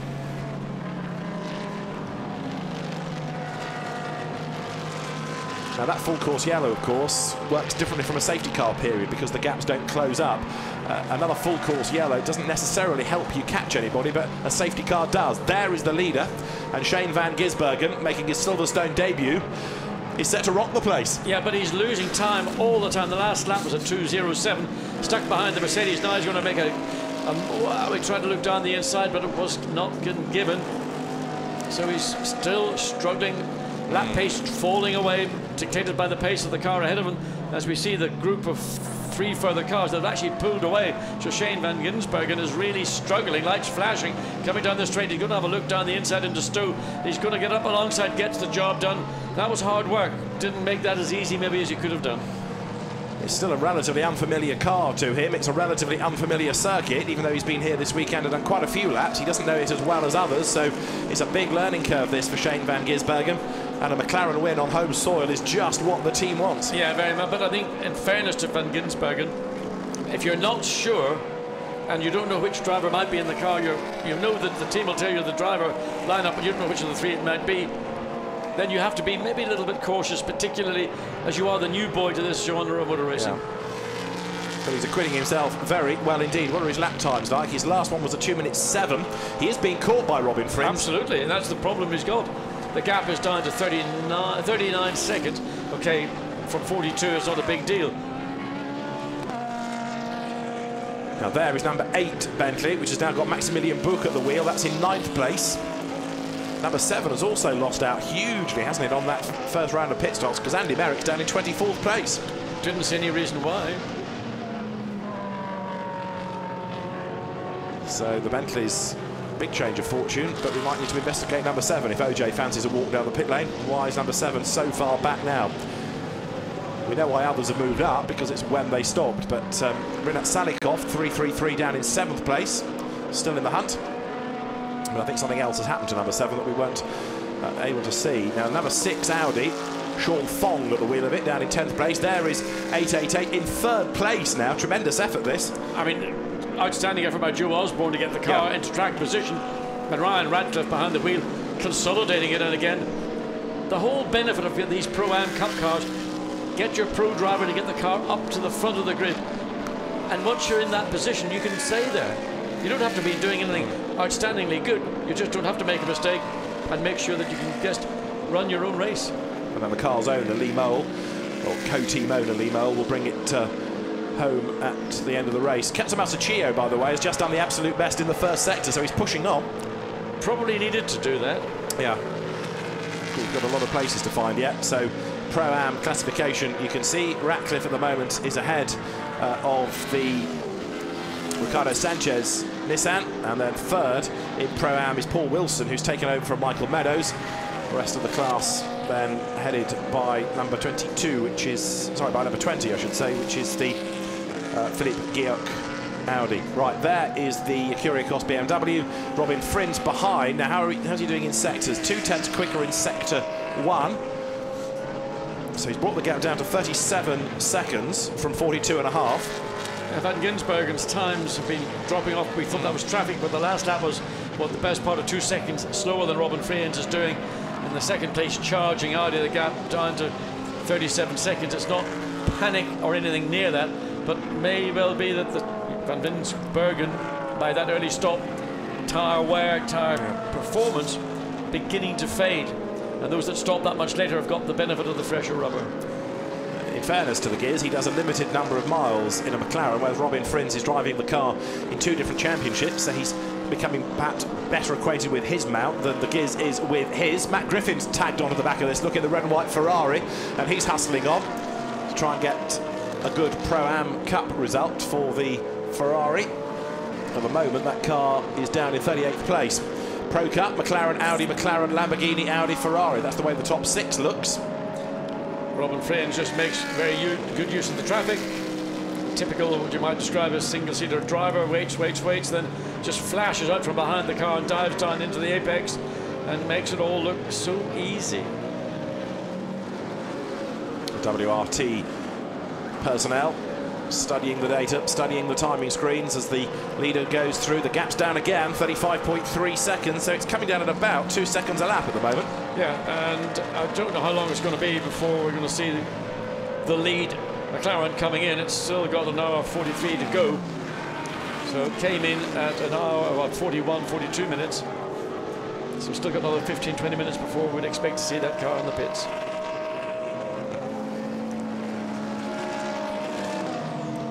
Yes, it was about the 40-minute mark, wasn't it, that it came in. So, as I say, they could perhaps stretch it to the end of this next hour, but then you've got to be careful that you've not gone over your allotted driver allowance, never mind the fuel. Again, Frins, you can see just using that single-seater style of driving, sits right on the gearbox of the Ferrari until they get into the braking zone, knowing that he's going to go deeper, then dives down the inside into Stowe. Lovely to see. Now on board here with Andy Merrick. He's into 21st place, up the inside of Fabio Babini. He's into 20th place. Yeah, Babini gave it up a bit easily, I would have said. He didn't really offer any resistance whatsoever. And Andy Merrick, you know, there's no straight line advantage to the Bentley. That was simply just being a bit more committed on the brakes and looking determined in the mirrors of the Lamborghini. So the next target for Merrick is Katsumasa Chio, whose last lap was a 2 minutes 3.9, but Andy Merrick half a second slower, but you could argue that was down to running behind the Lamborghini. So the Giz has crossed the line, the leading McLaren has gone through, 36 laps in the book, an hour and 41 minutes remain. Robin Frins, we need to see whether he's brought the gap down to what it should be, about 33 seconds if the pattern continues. So bear with us, he's on his way. There is Mirko Bortolotti, who is running in 5th overall at the moment, and heads down towards Brooklands, waiting for the number 1 WRT Audi to flash across the timing line, as there is the second of the Von Ryan McLarens, Adrian Quaife-Hobbs running 4th, but he's being caught by Venturini. Up they go, round Laffield. Giovanni Venturini pushing on. The gap has come, sorry, the gap has gone up between the leaders. It's been hovering. So it's up to 36 seconds rather than it coming down as it had been doing. The pattern is broken. So on that lap, Frins falls away a little bit. Number 3 Audi, you're looking at Stefan Rochelmi. He's running in 6th place now. Yep. I mean, these gaps, the ebbing and flowing, are just principally due to catching the traffic, and you just got to wait your turn. You can't be a complete bully and drive over the top of everybody. So therefore, Shane van Gisbergen has seemingly been the one that's had to deal with traffic and maybe lost out the most, where Robin Frins, again on much fresher rubber, hasn't had maybe some of the issues that Van Gisbergen is having to deal with. Max Buch there behind Philippe Salaquada going through. Another change has happened for 11th place. Steph Dusseldorf up 1 spot. So this is for 8th and 9th places. Now you're looking at Salaquada just ahead of Buch. Wiper came on, and maybe he just flicked the wiper switch with his hand. But maybe you wouldn't normally use your wipers on a dry racetrack when there's a lot of other detritus around. Bentley right on the rear wing now, and not very much opportunity because the Bentley is having to go the long way around if it wants to do it. Now makes a move to the inside, but being covered. But Salaquada's going to drift wide, isn't he? And here comes Buch up the inside. Can he get level at the end of Vale and stand his ground on the outside for the first element, and then the inside for Club Corner? Here he comes, wrong outside line, has to cede the place. Tries the outside, tries the inside. Salaquada's going to leave the door open. Can Max Buch get up the inside? He's going to try, but again the Audi just cuts across and chops off the nose of the Bentley. Wasn't quite far enough forward to make that position stick, but indicative of the pace of Maximilian Buch and the Bentley. It's capable of doing a little bit more than Felipe Salaquada is doing in the Audi and the Brazil BMW, which is really way out of the picture altogether, but just tagging along and enjoying watching the action. So Maximilian Buch a little bit closer in loop. The Audi runs wide on the exit. The Bentley's got good traction, looks better on the exit. Whether it's got any benefit from the visuals, I don't know. It doesn't appear to have done very much to favour it. You just see at the top of the screen drive-through penalties for 3 different cars for pit lane infringements.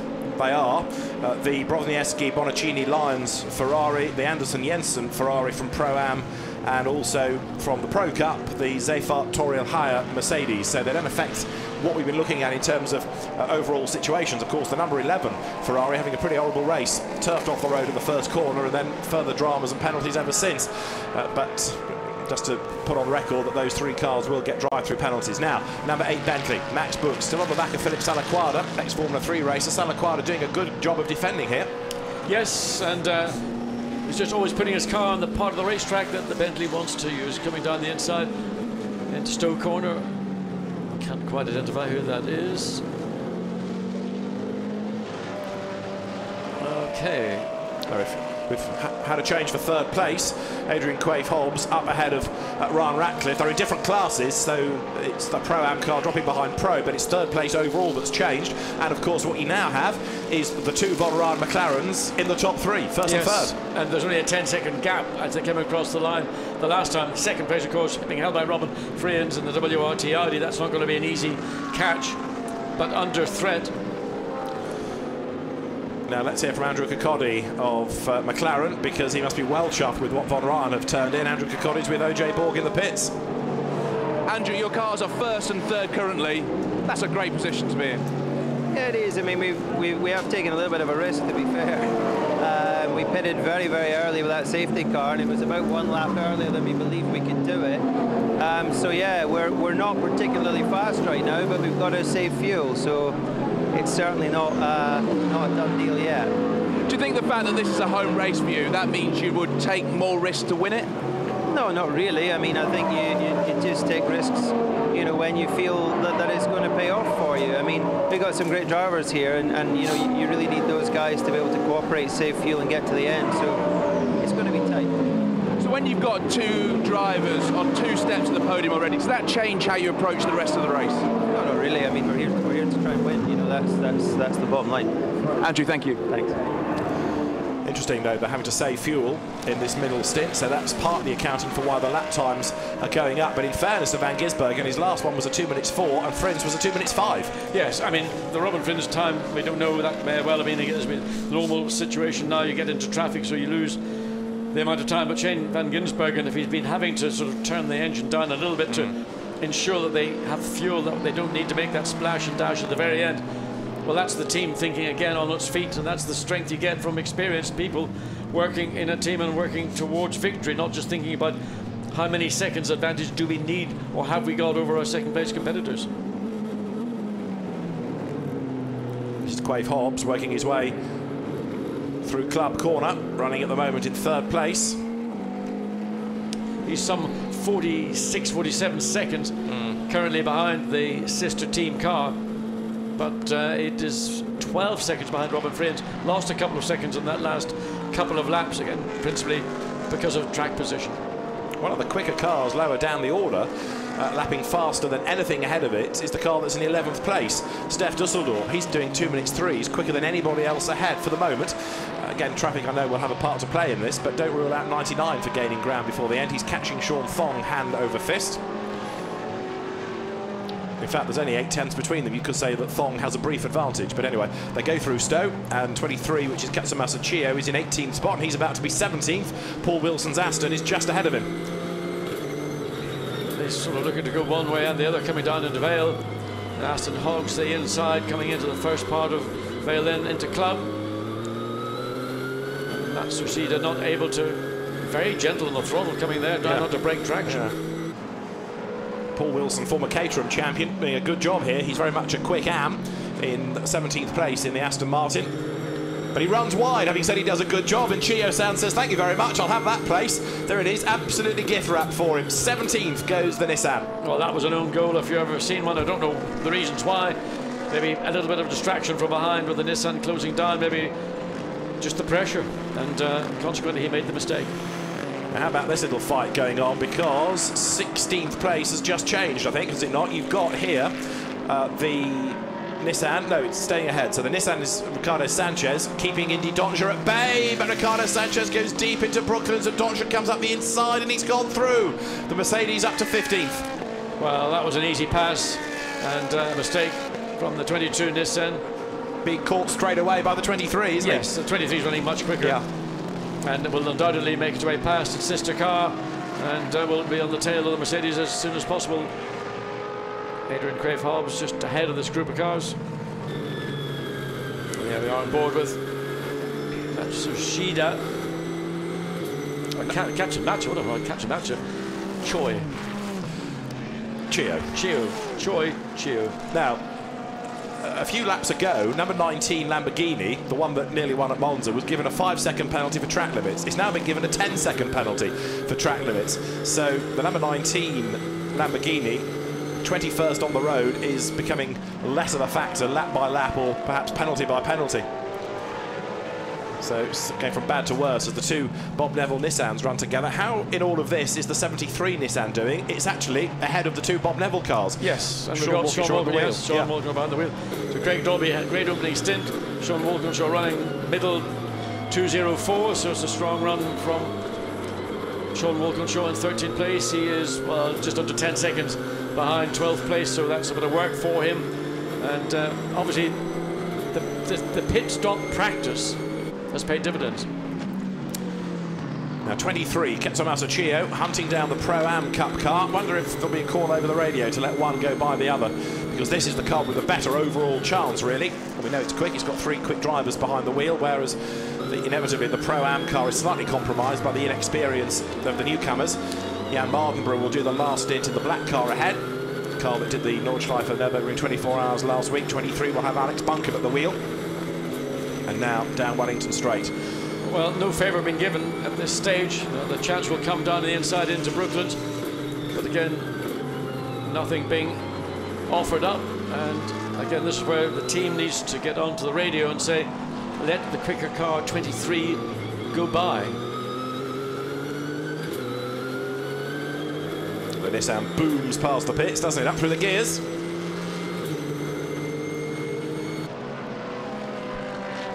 Looks to make a move down the inside into Cobb's corner, and does a good up the inside manoeuvre, and doesn't lose any momentum on the exit of the corner. A little flash in the indicator saying something like, well, thank you for being helpful to me.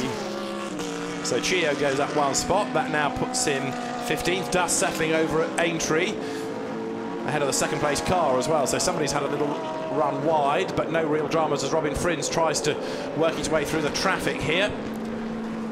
Lots of flashing of headlights in the BMWs at the end of Wellington Straight. Frins pulls to the inside. Matt Griffin is there in the background, 32nd. Whoops, off the road goes the Blanc Malagol Bachelier Ferrari.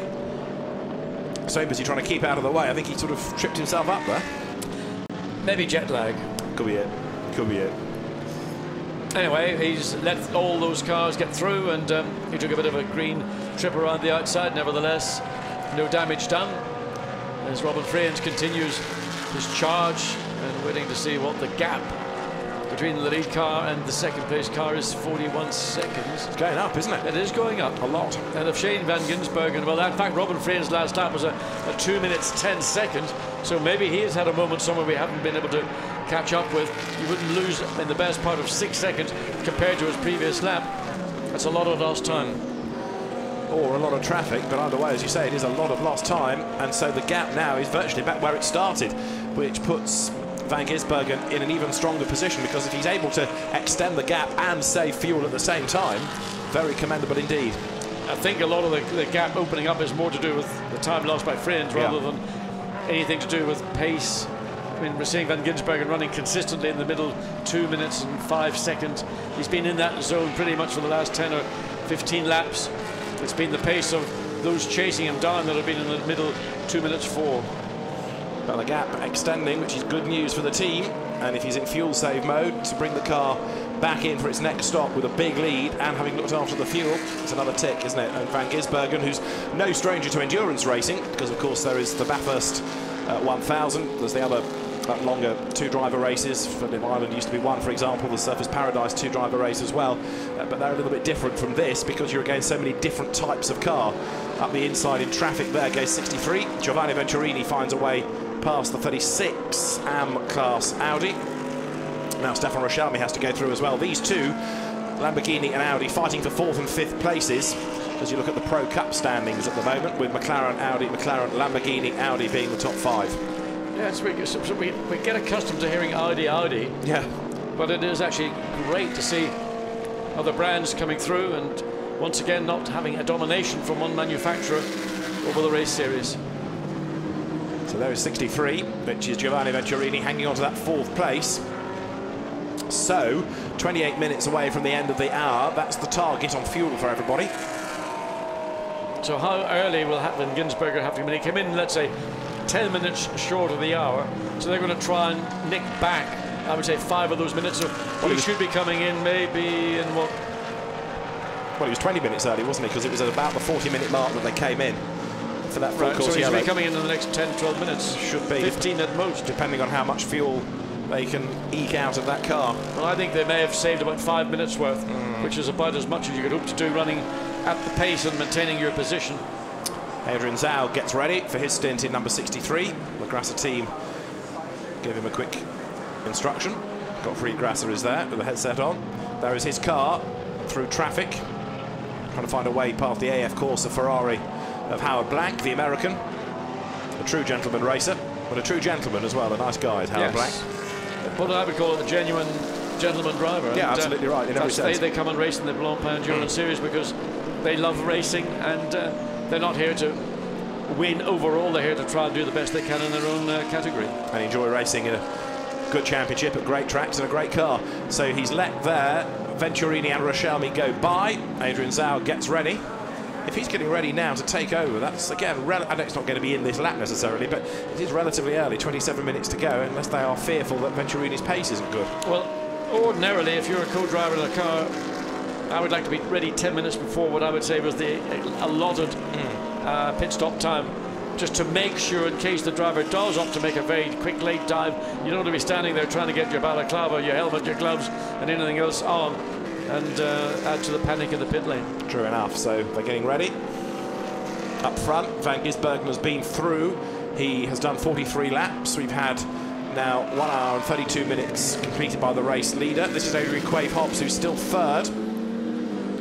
And he's still hustling on to trying to get himself closer to Robin Frins and see whether a McLaren 1-2 might be possible before the end.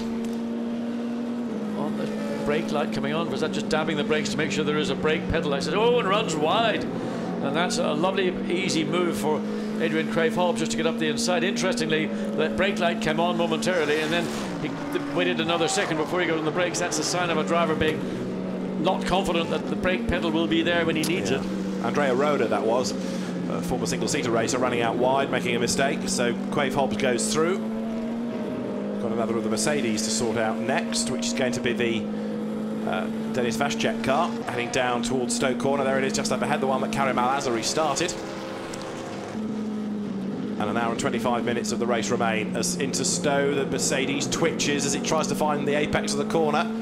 Adrian Crave-Hobbs here wanting to get through the traffic as quickly as possible, but not wanting to take risks when the back markers are doing odd things like that.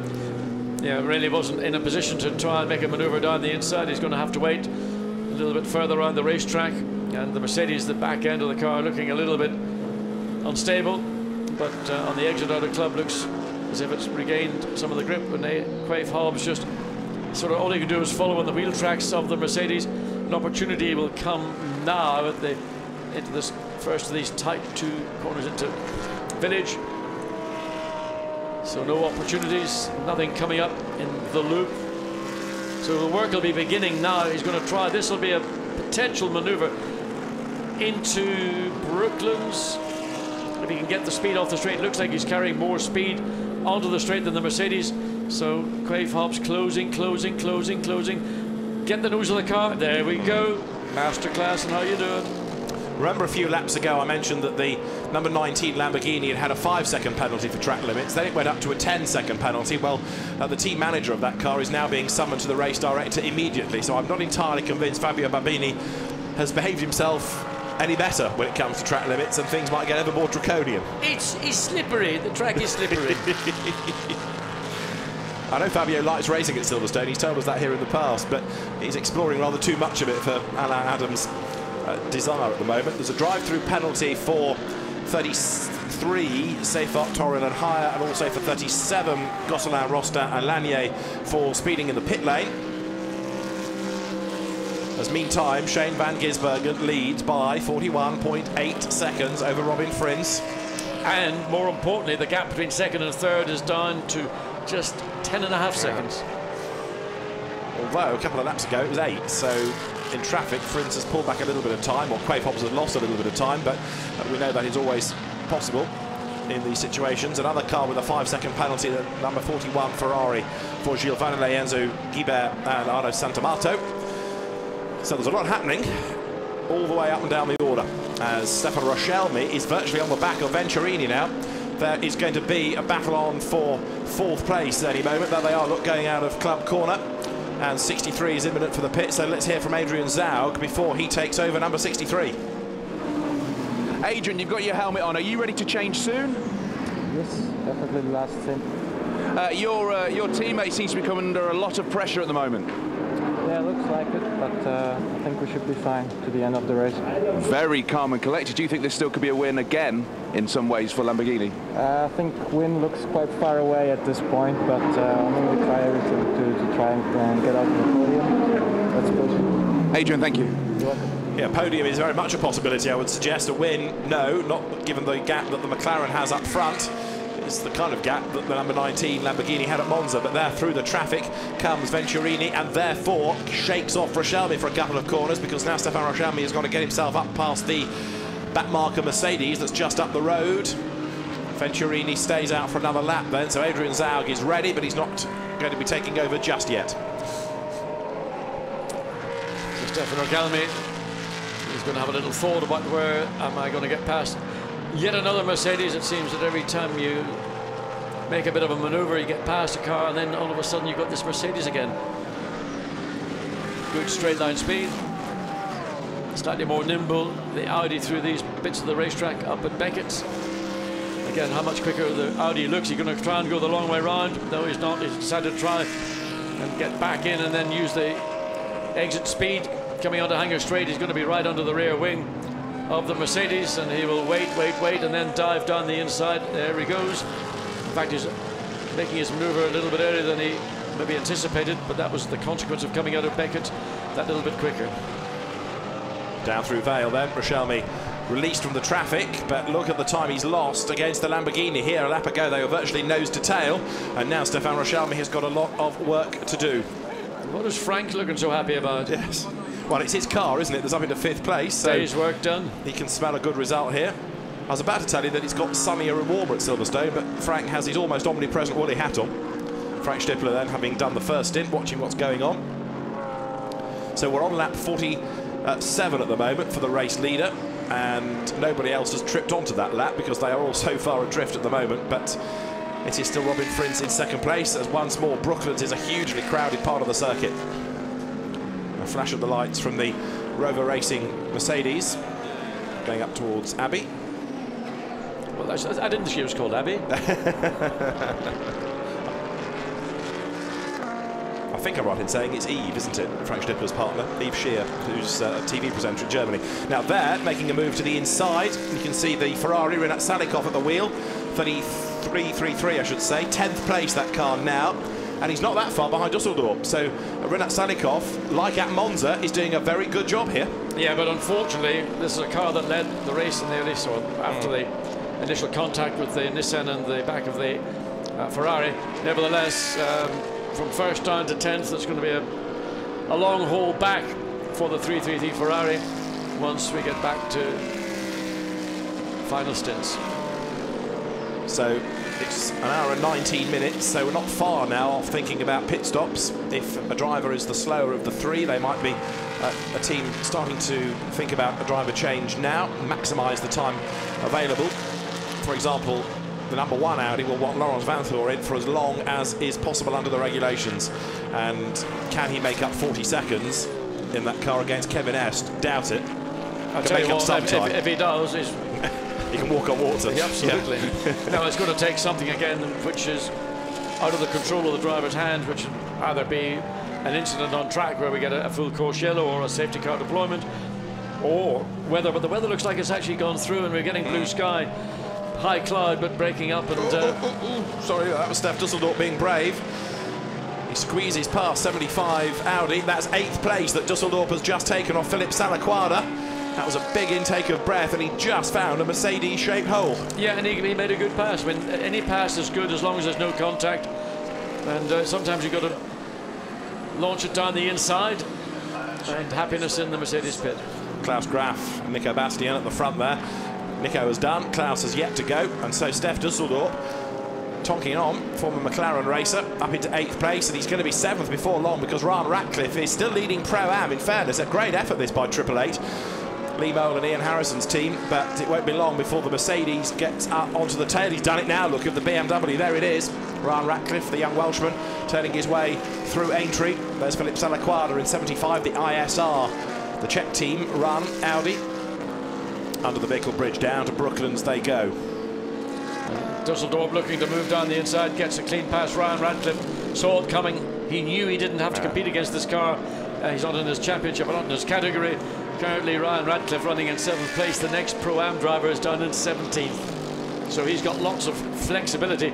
He's not on the race for the lead. They're not going to win the race. They will win their Pro-Am class.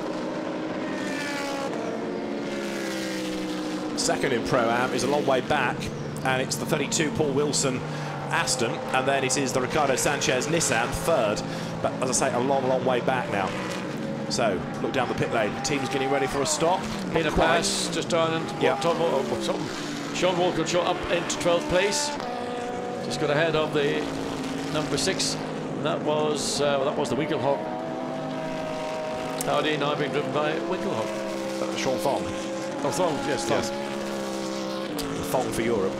So Sean Fong in what was 13th, he's dropped back. In fact, there it is, that car. Sean Fong races in the Audi TT Cup, and the mentor for the drivers in that, they're all young drivers in the beginning of their career, is Marcus Winkelhock. So it's one of his protégés, if you like, from that championship that he's got driving with him. Now there is 73, Sean Walkinshaw at the wheel, and he's now on the tail of number 35 Audi, which is currently being driven by Edward Sandstrom, 24-hour winner a week ago, as they come down to the end of Vale. Sean Walkinshaw giving a good account of himself here. Yeah, in fact, Craig Dolby did a good job on the opening stint, and Sean Walkinshaw consolidating that, getting the car up currently in 12th, looking at an opportunity to get past Edward Sandstrom into 11th, and they could get this Nissan up into the top 10. That would be a good result. And actually, Sean Fong is doing a good job here because he's hanging on in there in 13th place. Marchi Lee will be the third driver of this car that Ans Moser's Phoenix team will run. But I was kind of anticipating these two to fall away quite a lot, but they've not. And Sean Fong is looking pretty toey here, working his way through traffic and doing his best to stay up there as best he can with Sean Walkinshaw. So Sean Fong is being quite impressive at the moment. Right, we're 16 minutes away from the hour mark as people now start to consider their pit stops. But has Von Rahn Racing got everybody beat? Well, the final pit stop is going to give us the indication. Currently, what is it, a 42-second advantage over second place Robin Friend.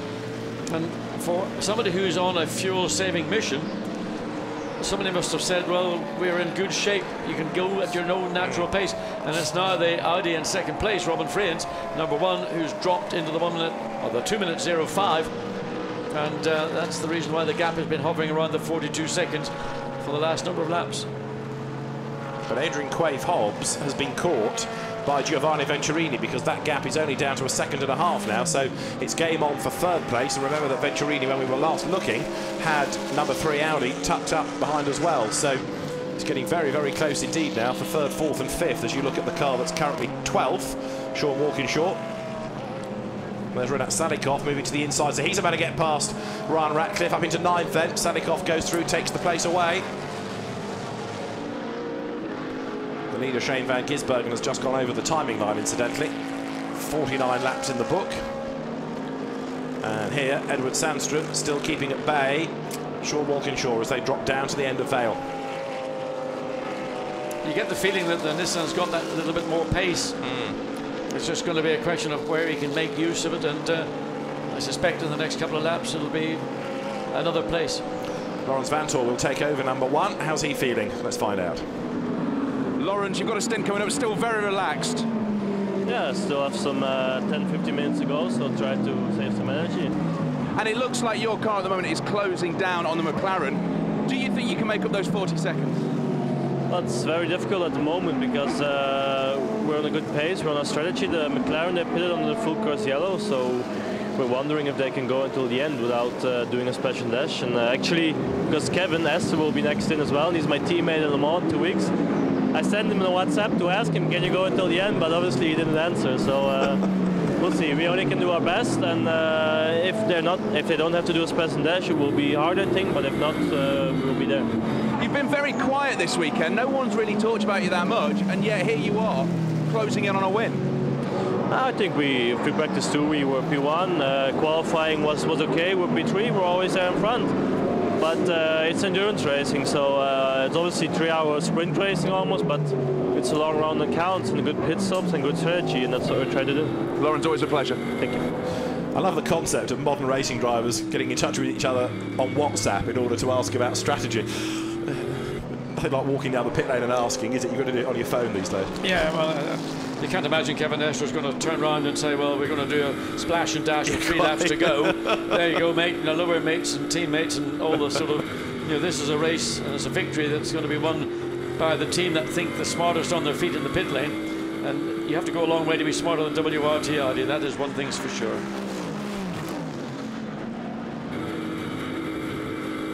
Well, the man that runs the number 1 Audi is British engineer Adam Hardy, and he takes great pride in strategy and being able to second guess what everybody else is up to. So he reckons he's got it right, and he'll be very aware of what the McLarens are doing as well. So we'll find out whether it all works in their favour come the end of the race. There's the tank tape special, making a move to the inside. 14th it goes. Katsumasu Chiyo's Nissan goes through, bags the place away from the Mercedes of Indy Doncia. Another good pass that going into Stowe Corner. Yeah, and good pace from Katsumatsu Choi. Can't pronounce it. Chiyo. Chiyo. Chiyo. Or the Nissan, if you prefer. Call it, yeah, calls it Chiyo. Katsumasu Chiyo. Yeah. Or Chiyo-san. Anyway. Andy Merrick, number 7. He's gone through in 16th spot, Andy Merrick. And it won't be long before he is on the back now of Indy Doncia. He's not been too shabby this year. Indy moving up from the German F3 Cup, which wasn't exactly blessed with huge numbers last year, but moving to the Mercedes GT program, which looked quite impressive. through the loop.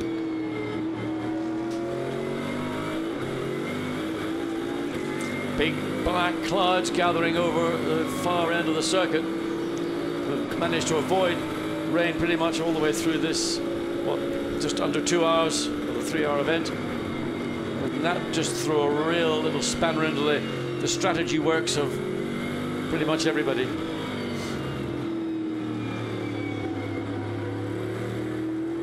Steady on the throttle, now accelerate away. Look at that little baby coming across the track. That's coming from behind where we are at Woodcote Corner. So there is perhaps some more rain on the way. The windscreen covered in dead bugs. Might get some water on it before long as well. So through Cops Corner goes Ketsumasa Chio. His next target now is going to be the Sean Thong Audi further up the road. Quite a long way up the road in fairness now. Last lap by Van Gisbergen in 2 minutes 5, so still looking okay. Bentley just slipped through. Andy Merrick used the momentum to try and make up another little place and another car lap certainly. So on board with the Bentley coming down. Just see whether there's any gain in top speed on the Bentley. They've been struggling a little bit, they reckoned, with straight line speed at Silverstone. And we saw them here last year. They could drive all over the racetrack and they were just everybody beaten hands down. It's a slightly different situation for them 1 year on.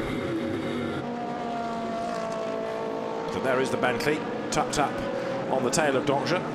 Merrick, I seem to recall at the start of this stint, was 24th. He's up to 16th, so Andy has done a good job of recovery, but we haven't really got to the bottom yet. This is OJ's next task, to find out why they lost the time. Yes. And plummeted down the order like that. Donja through traffic, Merrick up the inside, breathe in. Gets past as well. Yeah, and he also got a slight advantage because he carried more speed, so he'll be looking to get ahead of the Mercedes directly ahead of him. So that was you have to think when you're driving, not always push it to the limit, maybe back off and then get the momentum to gain the advantage, and that's what I think Andy Merrick did there. On board with the Bentley now, heading down Wellington Straight. And there into the pit lane has come the Attempto Racing Porsche, started by Dimitris Constantinou. Jürgen Hering brings it in. So Frank Schmickler, former DTM racer. So is this the first of the second stoppers? Yes. Yes.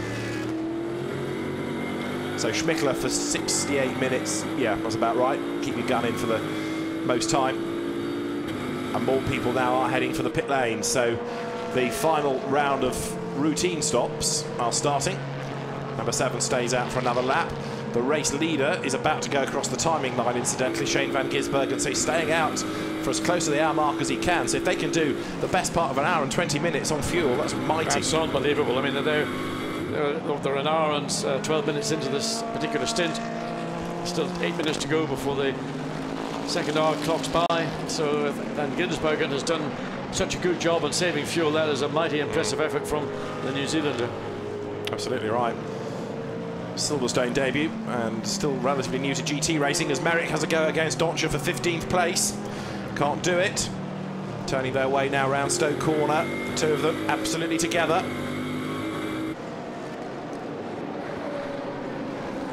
There is number 2 in. James Nash started it. Philip Gaillard and David Hallyday. They are the two drivers there to sort out the driver change now. The Jaguar is in, and therefore the Jaguar is still going, which is great news. I mean, we're delighted because we've never seen the car running so consistently and running at all at this distance in a race. It's 23rd. That's a really good effort. Fair play to the Emil Frey Racing team for that. If it's only facetious, we don't mean to be. Genuinely, it is a surprise, but it's also a very pleasant surprise. The car is still going. It's great news. Andy Merrick, you're on board with him now, 16th. He's getting a bit bored, I think, with looking at the back of this Mercedes. Yes, and he's going to be looking again down the inside in Brooklands. The 2 cars ahead are going to be the focus of the Mercedes, so Andy Merrick will be using, hopefully, that prospect. He's a bit too far behind as we come down. Is that those little raindrops on the screen, or is that just general rubbish? I think it's just dead insects, isn't it? I think it probably is dead insects indeed. 49, Howard Blank there trying to keep out of the way. Andy Merrick, though, has to turn in sooner or later, doesn't he? So Howard Blank just impedes involuntarily the Bentley, which comes in. So Stephen Kane is going to be given a nice long stint to see what he can do at the end. Again, I think that's a good move by Bentley to get, there was traffic ahead. He wasn't making any further progress, so come in and let's put our I wouldn't like to say the top driver of this particular car pairing, but certainly Stephen Kane is capable of dragging out a time, and he's got to drag out an hour and 6 minutes worth of fuel in the car as well as carry that speed. So they want to be back into the top 10, and that would be a fair result, I think. Yeah, I think you're right, but this car has looked good race long, and an inspired decision to pit under that full course yellow. As long as it works out on the fuel, then it's looking good. Remember, it came in at about 40 minutes, which was when we had the full course yellow, and so admittedly 1 or 2 laps of that were to reduce pace, but in essence it's aiming to do the best part of an hour and 20 minutes on a tank of fuel. I mean, that's about as far as I've ever seen a Group 3 car go. In fact, probably further than I've ever seen one go. So the fuel saving that Shane van Gisbergen had to deal with meant that his natural pace was being inhibited, but it was all for the greater cause of making sure they consolidate their lead position, and he will be in, I would imagine. If it's not going to be this lap, it's going to be one more, because he comes past the wing and he's got the best part of a third of a lap remaining. I have an awful suspicion that it's going to be in this lap. We've had the change for third place, incidentally, because now something has happened to Alfa. Oh, it's had a pit stop, that's why. Yes, 59 has been in earlier. So up into third has gone Richelme. Fourth now is Max Book.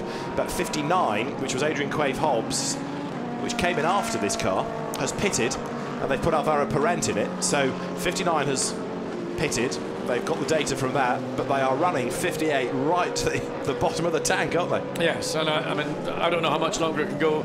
I mean, if he comes in this lap, it's not really an educated guess on my part. It's just simply how much fuel can the car carry and how far can it go with the fuel it's got left. And I think we will see the car coming in. Shane van Gisbergen's losing speed, and he's coming in. So that takes you to lap 54. He comes in. That is a mega stint by Shane van Gisbergen.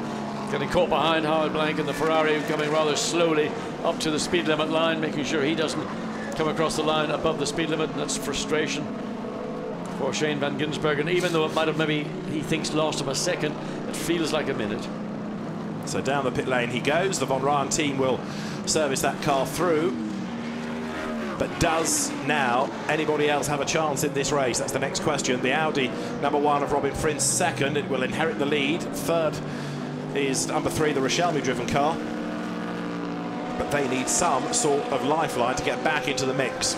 Robin Frins is about to come across the line, so #1 will pro tem take over the lead.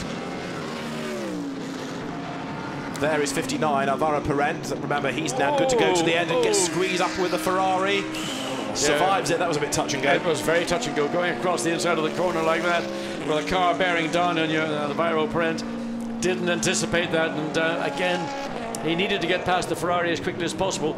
I suspect the Ferrari didn't have a clue where Alvaro Parent was, and it was only by the time he realised that he had to make the adjustment to let the McLaren get through without contact. While you look at 58, which is about to become Kevin Est, the team manager of the #23 Nissan has just been summoned to the race control building to go and see the race director. Not quite sure what Chio-san has done wrong, but anyway, we'll try and get to the bottom of that. As out into the race goes Kevin Est. Here's Alvaro Parent. Of course, he loses places having pitted, but he's going to gain them back now, because in has come Max Book, in has come Steph Dusseldorf, in has just come Edward Sandstrom, so there are more places to be gained back. And the hope for McLaren, or for the Davy Ryan, Von Ryan racing team, is that this pit stop, getting Alvaro Parent in, the man who's been responsible for so much of the development of the racing versions of these 650Ss and the MP412Cs, use that skill, that knowledge. And #1. That's Frins. It is. That's Robin Frins, who's had a driver at club. Slowly, you've got a problem. Is that has he got a mechanical problem? I think he's getting going again, as though he's had a spin or something, or couldn't find a gear. He's picking up pace now. Just trying to look at that right and that left rear tyre. Is there a, doesn't appear to be, but suddenly he lost all forward momentum for no apparent reason. We just got the moment where he was actually getting back onto track. Well, there's a real spanner in the work. Kevin Estre now back behind the wheel of the McLaren. Yeah, but that's ruined any chance of a win for Robin Frins' car, hasn't it? Because he was struggling to make up the time anyway. He's just given away another, what, 10 seconds potentially there. For whatever reason, we'll try and find out why. But car 1 slow on track and rejoined, the information on the timing screen says, but there's more to it than that. As you look at 99, Klaus Graf into the race. That car's solidly worked his way up the order. Look at that black cloud all the way down the pit that's straight. what I'm looking at. I mean, it's just over the commentary booth. It's still looking out, blue skies, big billowing white clouds, but coming from Copse all the way down pit lane is a massive black cloud. If that does unleash on the circuit, it will be a major problem. Number 1 is in, so Robin Friends down the pit lane, speeding as far as he can to the white line, stands on the brakes, but this is a car I fear that has lost any chance of a win because of whatever happened to it over at Club. I wonder, was that a fuel problem? Could they have been running at such a fine limit that maybe the fuel levels are so low it surged? Don't know. It could be. It could be. It's an explanation that's plausible. I'd be surprised if they took it quite that close to the wire, and also the fact that he was able to pick up and, you know, have that pace again right at the very end. But we'll see. OJ, head in that direction for us, please. Let's go and find out from Robin Friends what happened, because it's certainly germane to the outcome of the race. Laurens van Thor has got even more work to do now. Well, I suppose you have to think WRT are having to do something pretty drastic, because they know the only way they're going to beat the McLaren is by not just being consistent. They've got to push. But I've had a car run out of fuel, and it has a similar reaction as we've just seen from Robin Friends, where you sort of lose all forward momentum. Then once the fuel gets back into the catch tank, off you go. But maybe it was something, maybe it was a driver error, maybe it was something we have to wait and find out from the driver himself. All weekend I've been told by WRT, as you see the Martin Jensen, Dennis Anderson Ferrari having a spin, been told by the team that Silverstone's not a fuel critical circuit. And there, look, the McLaren of Alvaro Perrin has to take to the grass to avoid the Ferrari that just rejoined right ahead of it. That's another type of activity from the slower cars you can do without, and they have a drama and then get in your way. Perrin then goes through up into 11th place, just got ahead of Andy Soucek, and then has this scare. So we're into the 3rd hour of the race now, and we are being told that number 6, which is Sean Fong, has gone into the gravel and has spun at Cops Corner. Well, luckily the gravel is so far away from the corner itself that there's no bearing really on very much else. So Laurens van Thor into the wheel of the Audi, nothing wrong with the car. So, oh dear me, Alvaro Perrin, what has happened? There's been contact with another car. He's been battling with Andy Soucek, and I reckon they've come to grief. Oh, look at the damage. Soucek and Perrin were together, and there is contact between the two, I'm being told. So we'll see if we've got a replay of it in the system. But at the Beckett's S's, a fast part of the circuit, and big whack. Yeah, and that's a part of the racetrack. The Bentley is particularly quick. So whether we just saw Andy Soucek being overtaken by the McLaren, and there is the offending Bentley. No indication that it's had a contact with another car, and Soucek behind the wheel, but certainly that was a substantial knock into the rear of the McLaren, and that will be a pit stop for the damage to the wheel tyre, if not to suspension. Oh, that's the Audi I told you about at Copse. But that's going to be the end of the race, surely, for Perrin. I mean, the damage sustained there is too great. 23's just come in. So there you are. It'll have done the suspension, it's done bodywork, it's done a tyre, and the time lost getting into the pit lane. That car's history. It's not going to finish in 3rd place, not going to finish in 2nd place. No. It's going to have a longish pit stop. It might finish in the pits, depending on how bad the damage is. So just when you think you know what's going to happen, out of the blue, something else crops up, contacts. And there is number 3, Stefan Rochelmi, to give way now to Stefan Ortelli. Always exciting. Absolutely, yes. That car had inherited the lead on pit stops, and it glides out of the pit lane. WRT yet again has got itself at pit out, but there is Alex Buncombe taking over number 23 from Katsumasa Chio. This is the race that got away for that car, isn't it? Very much so. Just one little mistake, and you could say, was it the mistake of the leading car, or was it the mistake of the car being lapped? It's always two different versions of the same story. Laurens van Thor has got a lot of work to do. There's Kevin Estra, who is currently in 4th place, but having made their 2nd pit stop. I understand that 23, the Buncombe Chio Ripe Nissan, there it is going to be given a drive-through penalty for causing a collision.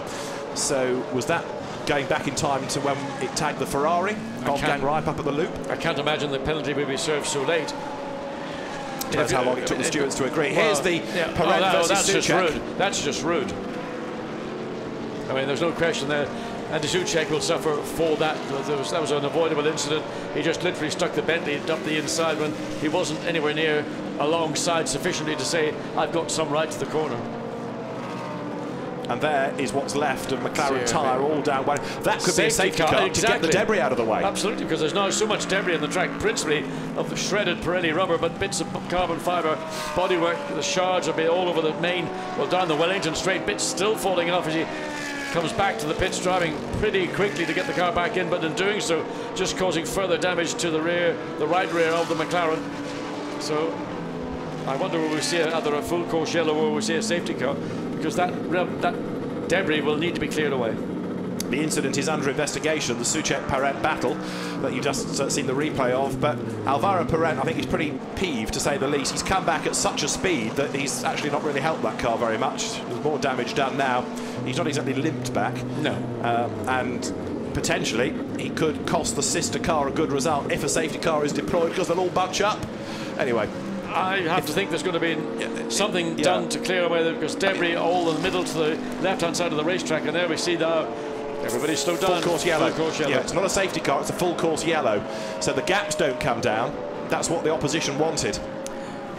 I'm not sure that's the right decision, because how are the marshals going to be able to run on track when there's cars all around the racetrack, rather than if you had a safety car intervention, they would all be actually lined up behind. Yeah. And that would give the marshals, the corner workers, an opportunity, briefly as it may be, to get on track and do as much clearing as possible. I agree with you. I agree, because there's always there's more bodywork lying there. And, I mean, it's around the whole lap, isn't it? Yes, it is. So at least if they're in a line, there is some clear track time for the marshals. I totally agree, John. Absolutely. Surprising. Yeah, it puzzles me, that one. So it might be that the race director changes his mind in a moment, but we shall see. For the moment, it could be quite a lengthy full course yellow, this. But the full course yellow for the debris on track. So we've got the cars currently there. You can see the marshals are hard at work. So there they are, down on Wellington Straight. Okay, the plan is working. As long as they can just use one side of the road. And they've got quite a long run up to Aintree, haven't they? To they do. Big chunks out of the way. The rubber is the obvious thing. It's more to do with the very fine bits of carbon fibre that will also be lying on the surface. That's what cuts tires down quicker than anything else. More debris coming out. You can see there's the McLaren coming back and shredding. A big bit of bodywork will fly off. There it is. And as you pointed out, Alvaro Perret coming back and decides to take a shortcut to avoid laying any more debris in the racetrack, but coming back at a pace which is probably quicker than you would anticipate if you were expecting to go back out again. The class results you can see on screen at the moment. Pro-Am has now, the lead there, been taken by Paul Wilson in the Stuart Leonard-Michael Meadows shared Aston Martin. So we could be on for a British win. And Duncan Cameron and Matt Griffin out of nowhere are up to second in Pro-Am. So another ripper effort by those two. Tremendous, they can get results out of nowhere. And then third in Pro-Am at the moment is the Max Cobalt, Sascha Botterman, Peter Schotthorst Audi. So one or two concerned faces at Bentley and other garages as well. The track's virtually clear now, Wellington Straight, look. Done a good job. I have. Good decision, was the right decision in the end. Looked much worse than it was. There still will be bits of carbon fibre on the track, but they've got the principles out of the way, and that was large chunks of rubber. And on the straight on the exit of Club Corner, substantial part of carbon fibre bodywork. All around the track, you can see it there at Copse. Rubber from the tyres that have been junked, but that's less of a drama. Yeah, that's offline. I mean, if you get in there, you're in trouble anyway. Yes, yes. So that rubber will be well off the apex and the entry into the corner. So the teams are given a 10-second countdown as to when it will be green flag conditions once more. What we need to see is what the gap is going to be after all of this between Kevin Est and Lawrence Vanthoor. We've still got a couple of cars that are ahead, out of sequence, that haven't pitted.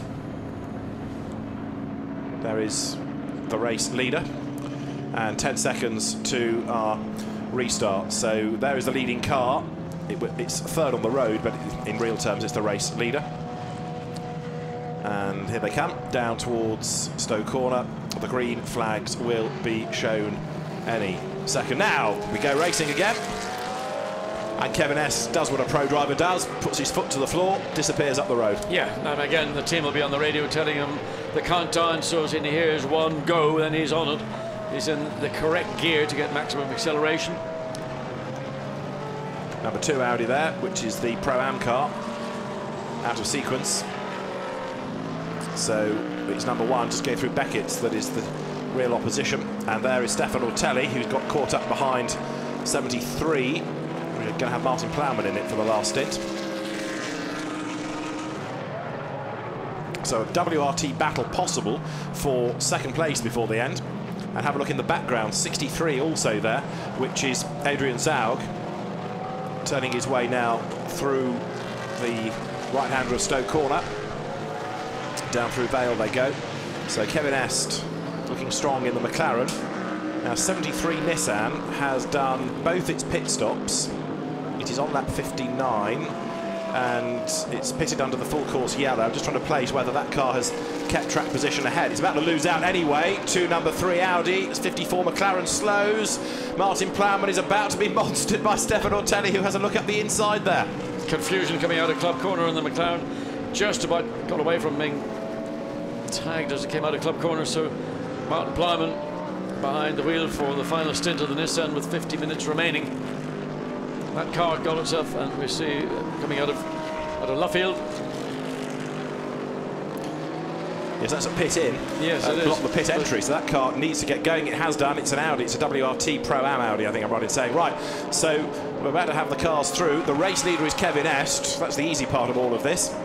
And then the order behind is about to be confirmed. The one that's really benefited, you know, is number 75. The ISR Audi, Marco Bononomi at the wheel, has got up into second place by pitting under full course yellow. And it is now only 15 seconds back from Kevin Est. Lawrence Vantor is third and he's 34 seconds back, so the gaps are a bit less. Fourth is this car, the Martin Plowman Nissan. Fifth is Ortelli and sixth is Adrian Zaug. Well, to get Martin Plowman up to fourth place, again, the benefit of pitting into that full course yellow has definitely shown dividends, and it was, in a sense, it was the pit stop for Lawrence Vantor, the car, when he took it over. And that was done before the pit stop, before the full course yellow. Another Audi stopped out on the track. That's coming out of the whole Beckett's complex. Yeah, I think that's 74, the sister car to the Bononomi one I've just been getting excited about because it was slow going past the pits a lap ago. It's the Fabio Anidi, Andrea Roeder, Anders Fjordback car. It should be Fabio Anidi at the wheel, Onidi at the wheel of it now. But let's hear from Adrian Quaife Hobbs, because his car is out of the race. It wasn't him driving it, but his car out of the race, sadly, now. So it looks like you've had a close encounter with a Bentley. Yeah, it's a shame. We were up to third on our stint, and the pace was good in the car. I'd done a lot of fuel saving in the run, and we were still able to run fast. So we were hoping Alvaro could just go for less fuel saving and really push on to try to catch the Audi. But obviously, it's a shame what's happened. Hopefully the stewards will look at it and take action, but it doesn't affect our race now. Unfortunately, it's over. Alvaro's in 20 seconds, so hopefully he might be able to get back to some points. But just see what happens. All he can do is push on now. Did you actually see what happened? Not properly to make a comment, no. Well, thank you very much. Good looking. Thank you. That's a good teammate, isn't it? Yeah, very diplomatic. Yeah, no, I mean, it's pretty clear the Bentley made a lunge and there was no space. And responsibility lies with Andy Suchek, a very, very capable driver, but that was his mistake. The lead gap has come down a fraction, you know. Marco Bononomi smells a win here, and he's hunting down Kevin Est. The gap came down a little last time to 14.8 seconds, but another team there taking full advantage of the full course yellow. So this is the second place car. Marco Bononomi up into second spot. So in second spot is the number 75 car.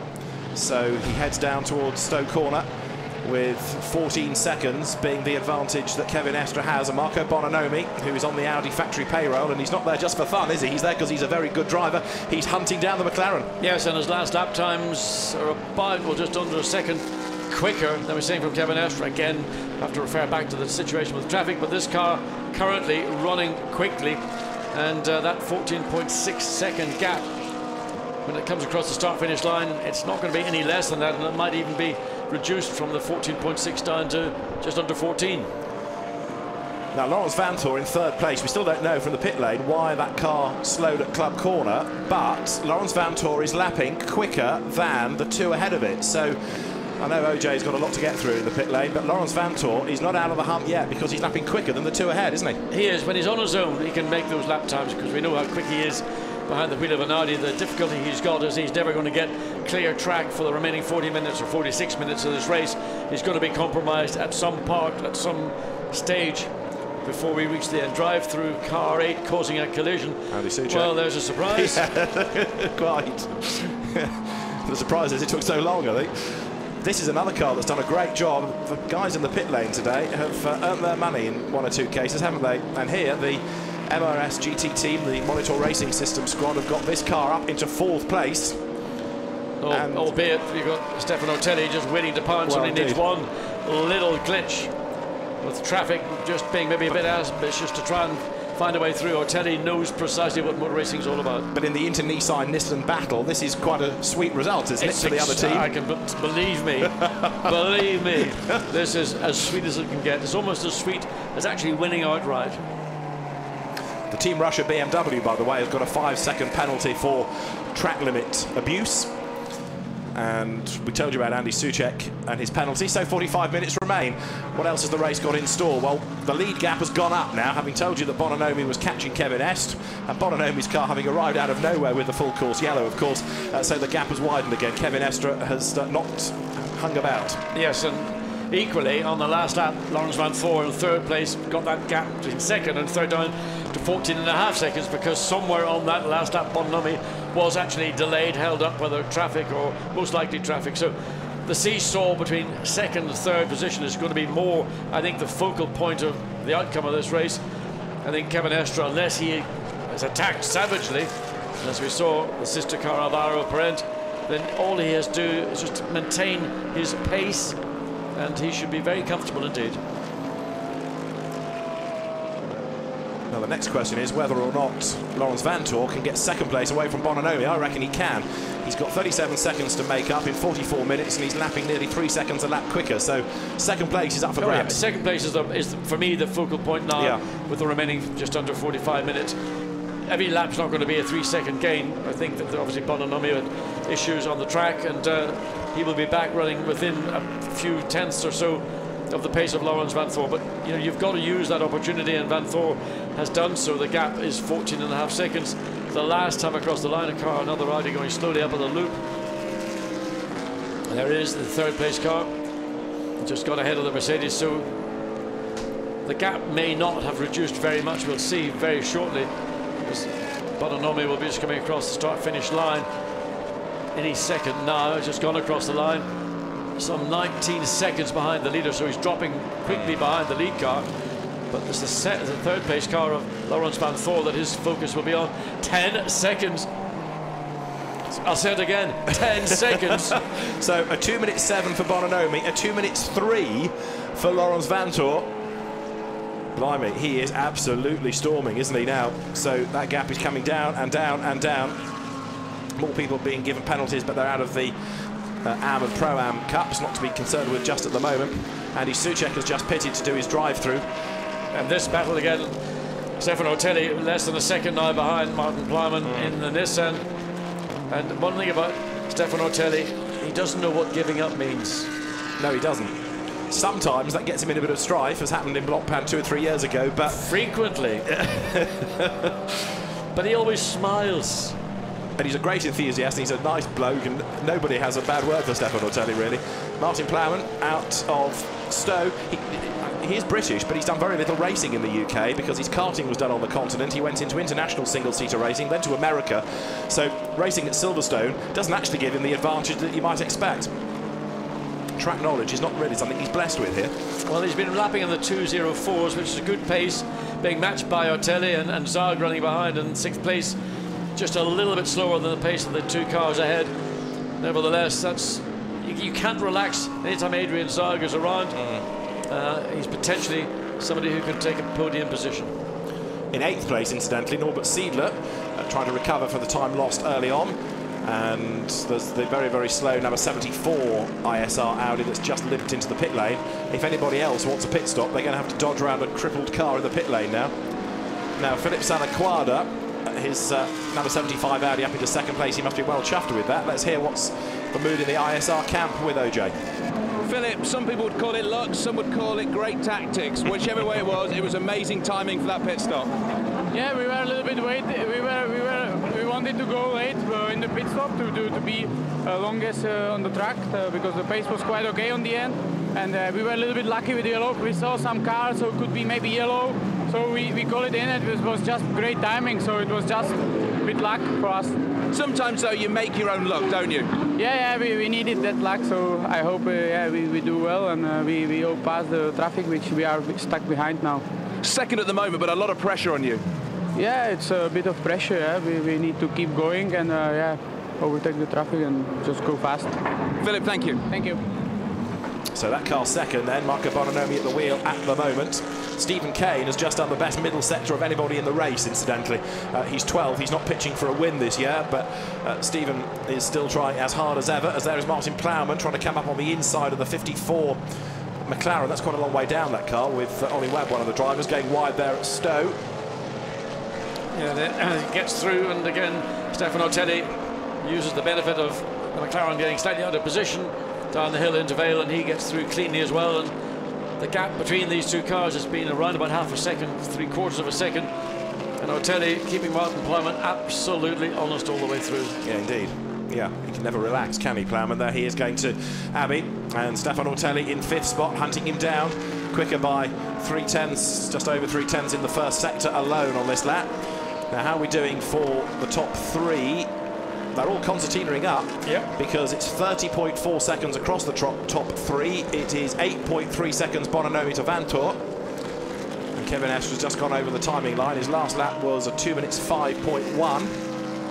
And you know, Martin Plowman is only 6.6 seconds behind Lawrence Van Thor, so he's not being dropped. I mean, this is a battle we'd think for 4th place between Plowman and Ortelli, but in fact it could easily be a battle with just under 40 minutes to go for the final podium step, and these two cars are not out of that option of being in that final podium step. I agree with that.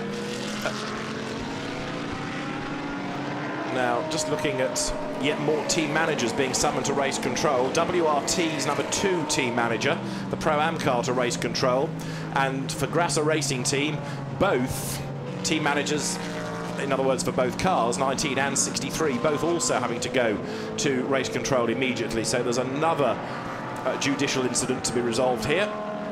And also, number 74 Audi, that spent about 10 minutes crawling back to the pit lane, has just been given a 5-second penalty for track limits as well. So it seems a little unfair because it was so slow. Not sure when it did abuse the track limits, but anyway, that car way out of contention now, even if it can rejoin. So we've got 38 minutes on the clock still. Kevin Estre is the race leader, and this time around in the first sector, he is much quicker than Bononomi and Lawrence Van Thor. Yeah, Lawrence Van Thor used the traffic very well. And sometimes, you know, you can actually make drivers get out of your way by putting your car literally right in their mirrors, hoping that when they are coming into, now that is not ideal, but one might say was it force majeure.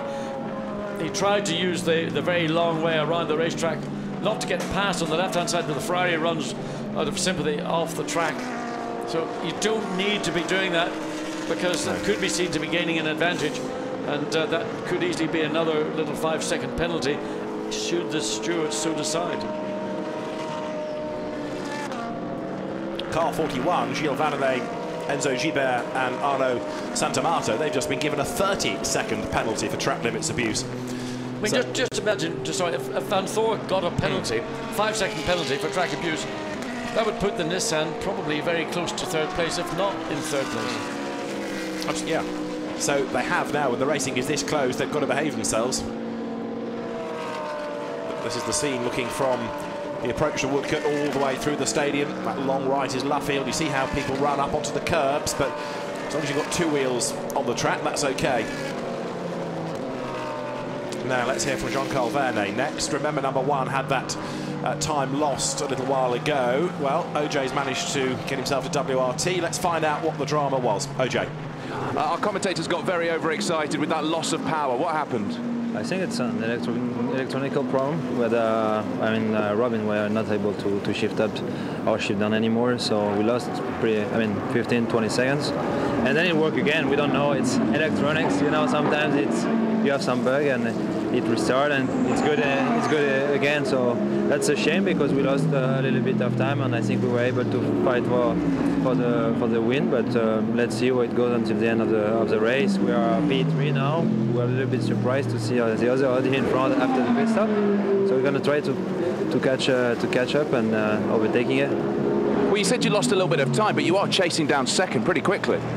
Yeah, I mean, the car is amazing. The team did an awesome job. The Leopard car is really, really quick, and pit stop were quick. I think both drivers did a good job. Lawrence is right now catching up to P2, so let's see. Let's stay focused on our race until the end, and I'm sure we will be looking good, I hope, on the podium. Well, here we go. Here's the question. Is the win still possible? No, I don't think we were not thinking that the McLaren were able to do only three pit stops. As they stopped early for refueling, but they did it, and congrats to them. And now, yeah, we have focus to finish P2. There's cheering around you. There's been a pass behind you. Thank you. Thank you. The pass is Stefan Ortelli, who's got ahead of Martin Plowman. What a move, John. Absolutely scintillating. I mean, that was a move. Now the battle's coming back because Nissan's got the momentum back down Wellington Straight. But Stefan Ortelli was absolutely unbelievable coming into Village Corner and just I mean, I want to see it again to really enjoy it. And Martin Plowman came back coming down Wellington Straight. And look, Sean Walkinshaw, he can't believe it. He's got to admire the old man in the Audi. Nevertheless, I mean, audacious is not the best way to describe it. But it was a wonderful move, and that's put Stefan Ortelli up into 4th place. I was thinking as I looked at Sean Walkinshaw that he doesn't have like his dad used to, Tom, but he's also, like you say, able to admire a great driver in Stefan Ortelli. Yeah, and the fact that their car's even in 5th place is a mega result in itself. Yeah, absolutely, but of course you're disappointed now. You're in 4th place, if you've dropped a place, it's all, you know, everything's working against you. Yeah. But I mean, that was the most outrageous overtake we've seen here all day, and it's what you expect from Stefan Ortelli. Just something completely creative, off the wall, and he used the traffic so cleverly to make it work for himself. Stefan has been racing at Silverstone for getting on for over 20 years, I would think now. He was certainly here 20 years ago in the BPR GT days, the forerunner to the SRO championships. He may have even been here in single-seaters before that. I'll have to dredge the memory bank, but a very experienced driver is Stefan Ortelli, and as quick pretty much as ever he was. Now there's Laurens Vanthoor, who is 5.8 seconds back from Marco Bononomi, but not making progress. No, not enough. They're both lapping at the same time on their last lap. So is it going to be a 3rd place for the car that is not the favourite car within the WRT Audi team? Let's have a look and see. Now look at the speed, Ortelli. He's going right deep all the way around the outside of Hard Blank and the Ferrari. And frankly, I don't think Sean Walkinshaw even had a clue that Ortelli had to bump up the curve at the inside. Eventually he realised the Audi was there, gave him working room, but in the process of doing so lost the initiative. This is Martin Plowman behind the wheel. So he had to come back. He did come back down Wellington Straight, but Ortelli had the advantage into Brooklands. What a move. Great bit of driving that. We've got more people under investigation for the full course yellow. Alex Buncombe is one of them, and that car sadly is a long way down anyway in 14th place. Stephen Kane keeps doing purple sectors, so the little Ulsterman ain't given up. No surprise. Well, no, he's not. No. There's no. Stephen Kane is just blindingly quick in the Bentley, and unfortunately, and compared to last year when they were in a position and they did win the race, not so this weekend. He could maybe make a top 10 position. Currently in 11th, but lapping considerably quicker by the best part of almost 2 seconds on the 10th place car. Now, Pro-Am, the class is currently being led by this car. And this, in a sense, is a surprise, with all due deference, because Paul Wilson, Michael Meadows and Stuart Leonard, who's now driving it, are not normally front runners. Michael Meadows is very much the quicker of the 3, but this car has just done very well all day. It's been a good, friendly Aston Martin circuit, Silverstone, over a number of years, of course. Here in Aston had an outright win, and a great job has been done by this team. They've been learning how to go about Blancpain over the last season and a bit, and so Stuart Leonard in his eponymous team car is up front in class. 2nd in the class is Duncan Cameron, bringing it home to the end after Matt Griffin's heroics, and then 3rd, Jan Mardenborough now in the 22 Nissan. But for this true amateur team to be ahead of some of those squads, that's very impressive. Yeah, I mean it's a good effort indeed. Mitigate errors. You know, don't make maneuvers on the racetrack that you haven't got control of. when you come in for your pit stops, we've rehearsed the pit stops, do everything. It's sort of not rocket science, but it's so easy sometimes to get lost under the stress or other factors that arise during a race. Now, number 1, Laurens Vanthoor, is a fraction closer to 75 Audi. There is Duncan Cameron, who is still second in Pro-Am. Now, has he got a chance of catching Stuart Leonard before the end? He's 12 odd seconds behind. Not sure he can. With 30 minutes remaining. Well, technically he could do, but I suspect that the pace of the Aston vis-a-vis the pace of the Ferrari here, it's going to be difficult. Yeah, indeed. But Duncan Cameron, second at Monza, second at Silverstone, potentially. He and Matt Griffin doing this as normal as just the two of them. So an hour and 50 minutes has to be driven by Duncan Cameron, therefore. And there's the third place car in Pro-Am, Jan Mardenborough in the 22 car, which ultimately looks like it's going to be the one to give the team something to cheer about. It'll be a podium finish, seemingly, for that car. He's up behind Frank Schmickler in the blue Porsche there. Good to have Jan Mardenborough back in Blancpain. It'd be nice to see him in a fully pro car. It would, wouldn't it? Yeah. His out-and-out speed clearly is not in question. It'd be good to have him in that for the Spa 24 Hours, but I fear there might be a clashing single-seater race that day. Or that weekend. But it would be good to have him in the pro car on occasions. Out of club he comes. Pit stop of the 2 Lamborghinis under investigation, incidentally. And here is Pierre Arret, who is up front in the AM category at the moment. Pierre Arret, it says Matt Shaw, but it's Arret driving, going down to Village. He's ahead of Frank Schmickler in the blue Porsche we caught a glimpse of a little while ago. Pierre Arret, for a long, long time, has been found driving Ferraris. He was part of Chris Niakos's CRS team for a while, if you remember, in the GT3 European Challenge. But he's now switched to Mercedes for this year. And the car making its way down towards the left-hander at Brooklands. There is the second-placed Audi in the hands of Ian Logie and Julian Westwood. It is Ian Logie behind the wheel of that car at the moment. Martin Plowman makes his way through, but of course the escaping Audi of Stefano Otelli is the car that really, and it's escaping by the best part of 3 to 4 seconds as it makes its way now down the straight. Otelli really reveling in that, I mean, most entertaining overtake we've seen so far in the race. There's the Stephen Parov Pierre Caffer Ferrari that's hardly got a mention today. It's been rather anonymous compared to its heroics at Monza. So that car soldiers on. Martin Plowman coming under attack as well. But it's the Lamborghini of Adrian Zaug that is the car he needs to worry about when that gets into his mirrors. All the others around him are traffic, really. The Zaug just literally was coming out of Luffield as the camera cut to go through Woodcut, so it's probably about 6 seconds or so behind with 28 minutes remaining. And there is the green Lamborghini. And Adrian Zaug, just get a little look at his lap times 2 of 5.2 against Plowman's 207 that last lap. So Zaug has got momentum again because Martin Plowman's caught in this group of cars. He's lost that natural pace in Logie in the Audi, not intentionally holding him up, but he is a lap car and he should be allowing the Nissan to get through more cleanly. Agree with that. 25 there, another of the AMs. This is the car that has now got Fabio Mancini driving it. Fabio Mancini, the winner here in 1987 of the Tourist Trophy in the WEC World Touring Car Championship race that year, when he drove with Enzo Calderari, who went on to be a Spa 24 Hours winner in the FIA GT days. So the Ferrari turns through Stowe. Up the inside goes Norbert Siedler, who gets his nose chopped and squeezed up onto the curbs. Well, he's chasing down the other lime green car ahead of him, which is the Lamborghini of Adrian Zaug. And he's just under 7 seconds behind and still not finding a way through. So again, just have to be a little bit patient, not be too forceful, otherwise you'll put yourself into that area where you'll get the nose clipped. Having to brake and go down a gear into Abbey, which in a high downforce race car is flat. But look how quickly he catches up, just suddenly running all over the back, and then has to pull over to the right, gets the position into Village. And slightly concerning that there was a rather abrupt lift off. Now he's clear. He's got an opportunity to get back to his normal pace. Powering his way then now onto Wellington Straight. There's number 1, Laurens Vanthoor. How is he doing relative to Bononomi?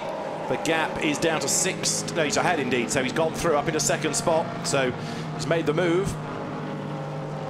So number 1, Laurens Vanthoor now up into second spot, and he's 31 seconds behind Kevin Est. And that was a big bunch of time that Laurens Vanthoor has taken out. It was 8-9 seconds not so long ago, and suddenly he's not only caught him up, but he's taken the position away. So the Vanthoor car into second place, but 31 seconds behind a very comfortable Kevin Estre, who really all he has to do is just bring it home.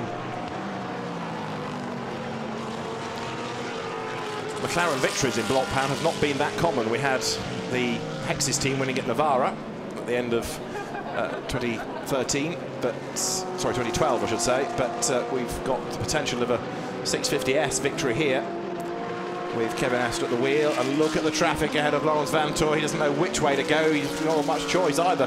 At the inside of the Ferrari, and tries to squirt past the Jaguar now. Yeah, he had to be careful with the Ferrari because it was liable to drive down on top of him, so he had to be sure that it wasn't going to do that before he made the commitment. But he managed to get clear now. The Jaguar, a pretty rare sight for Laurens Vanthoor to see the Jaguar running, and well, we're all very happy about it. And it's in 19th place, the Jag. And it'll be interesting to see just where, well, the Jaguar of course now getting slightly held up by the pace of the Mercedes just ahead, so Vanthoor will be again thinking forward and working out where he can get past not one of these two cars, but both cars as they battle. And sort of Laurens Vanthoor, is he going to split the pair of them? Well, he's certainly got past the Mercedes, but can't get past the Jaguar. It's got good straight line speed. This will be a really good result if that Jaguar can make it home in the top 20, because they'll have learned a huge amount from this and find something to touch that's wooden. But it looks like the reliability is less of a drama for that car than has been the case previously. But as I say, fingers crossed that is going to be the case. Here comes Vanthoor then. 25 minutes on the clock still. But he really now needs something external to happen to the McLaren, doesn't he, to have a chance of a win? Well, would you have imagined that the third place McLaren would be sideswiped by a Bentley and taken out of the race? No. None of us imagined that. No. That's what we've got remaining 24 minutes and just over 30 seconds. Anything can happen. Kevin Est, an experienced driver, but it's the traffic around you that you can't always legislate for, as Alvaro Parent will vouchsafe. And here is Vanthoor, still stuck behind the big cat that gets sideways. It's Freddie Barth at the wheel of it, and as they come onto Hanger Straight now, the Audi wants to get past, but can't get past. No, it can't. It hasn't got any more advantage in the straight line, even with the slipstream. But there was the opportunity, just waited behind the rear wing, then pulled out. The Jaguar, in effect, didn't challenge this because, again, it's a position, so it's a lapped car rather than a change of position. So you have to work with your competitors, because someday the situations will be reversed. True enough. Now, OJ has now caught up with Shane van Gisbergen after his Ripper stint. Is he a bit nervous now about what's going to happen to the end? Let's find out. Shane, it was an excellent second stint from you with that fuel saving. Do you think that's what's put you in this position right now? Oh, definitely, it's a bit of a masterstroke there by the team to pit under that full course yellow. Much too early, but I did the full stint, low engine map, halfway down the straight, backing off, and made up some pretty good time. But Kevin's into the finish now. This is the worst part. I hate watching, but yeah, pretty awesome. We still got 20 minutes to go. It's a long way, but we'll see. Well, yeah, you've got the hot breath of Laurens Vanthoor's breathing down your neck. 33 seconds. Is that enough? I don't know. He's pretty quick. The Audi's been really fast, but yeah, fingers crossed.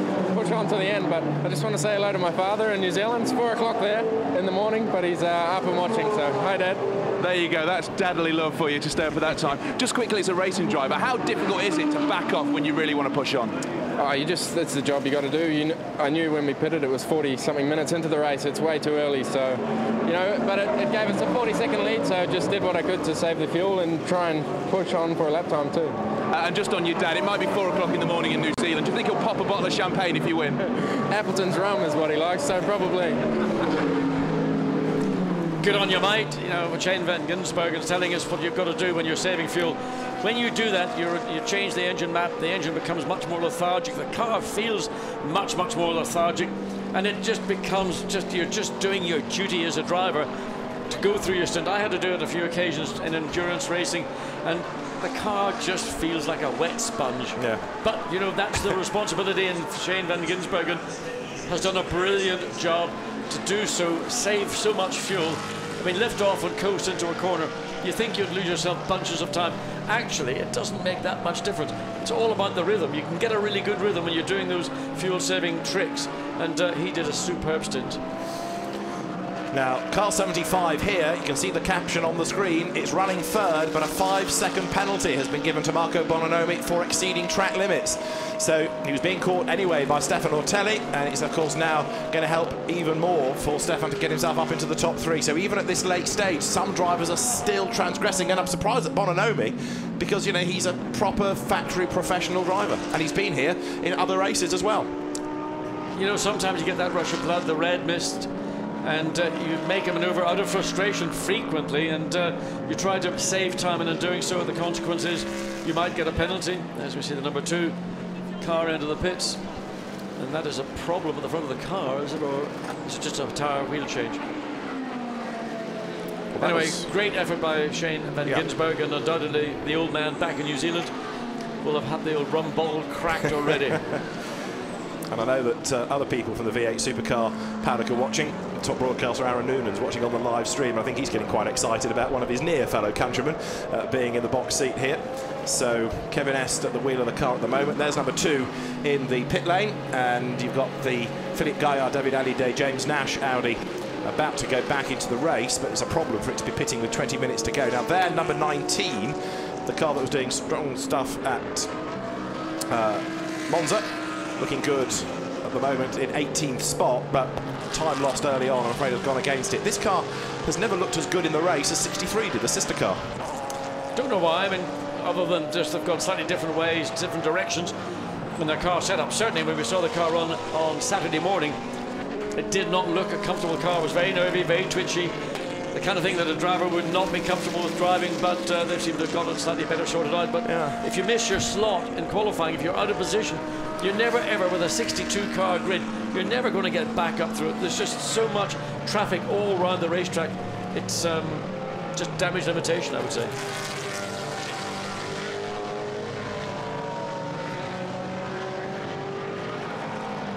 Now the Bentley is currently 8th and 9th, with Andy Soucek 8th, despite the drive-through for the contact. So he got away lightly from that, didn't he? And Stephen Kane in 9th spot at the moment.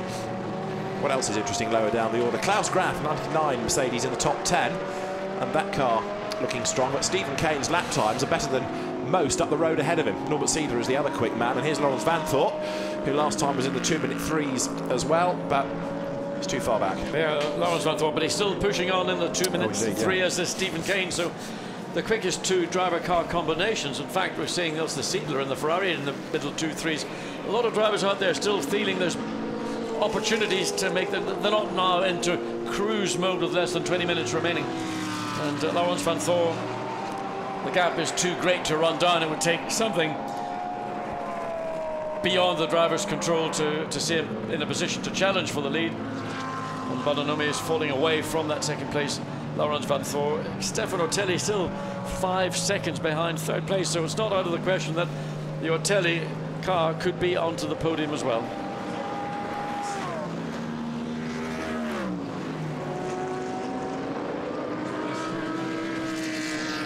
As Vanthorpe then through Beckett's second place. Of course, they inherited a win in the Pro Cup at Monza with the exclusion of the Lamborghini. Here's 3.33 Norbert Siedler. Now, he is 1.2 seconds back from Adrian Zaug. They're just up the road, 2 back markers, and then ahead of them is the Lamborghini.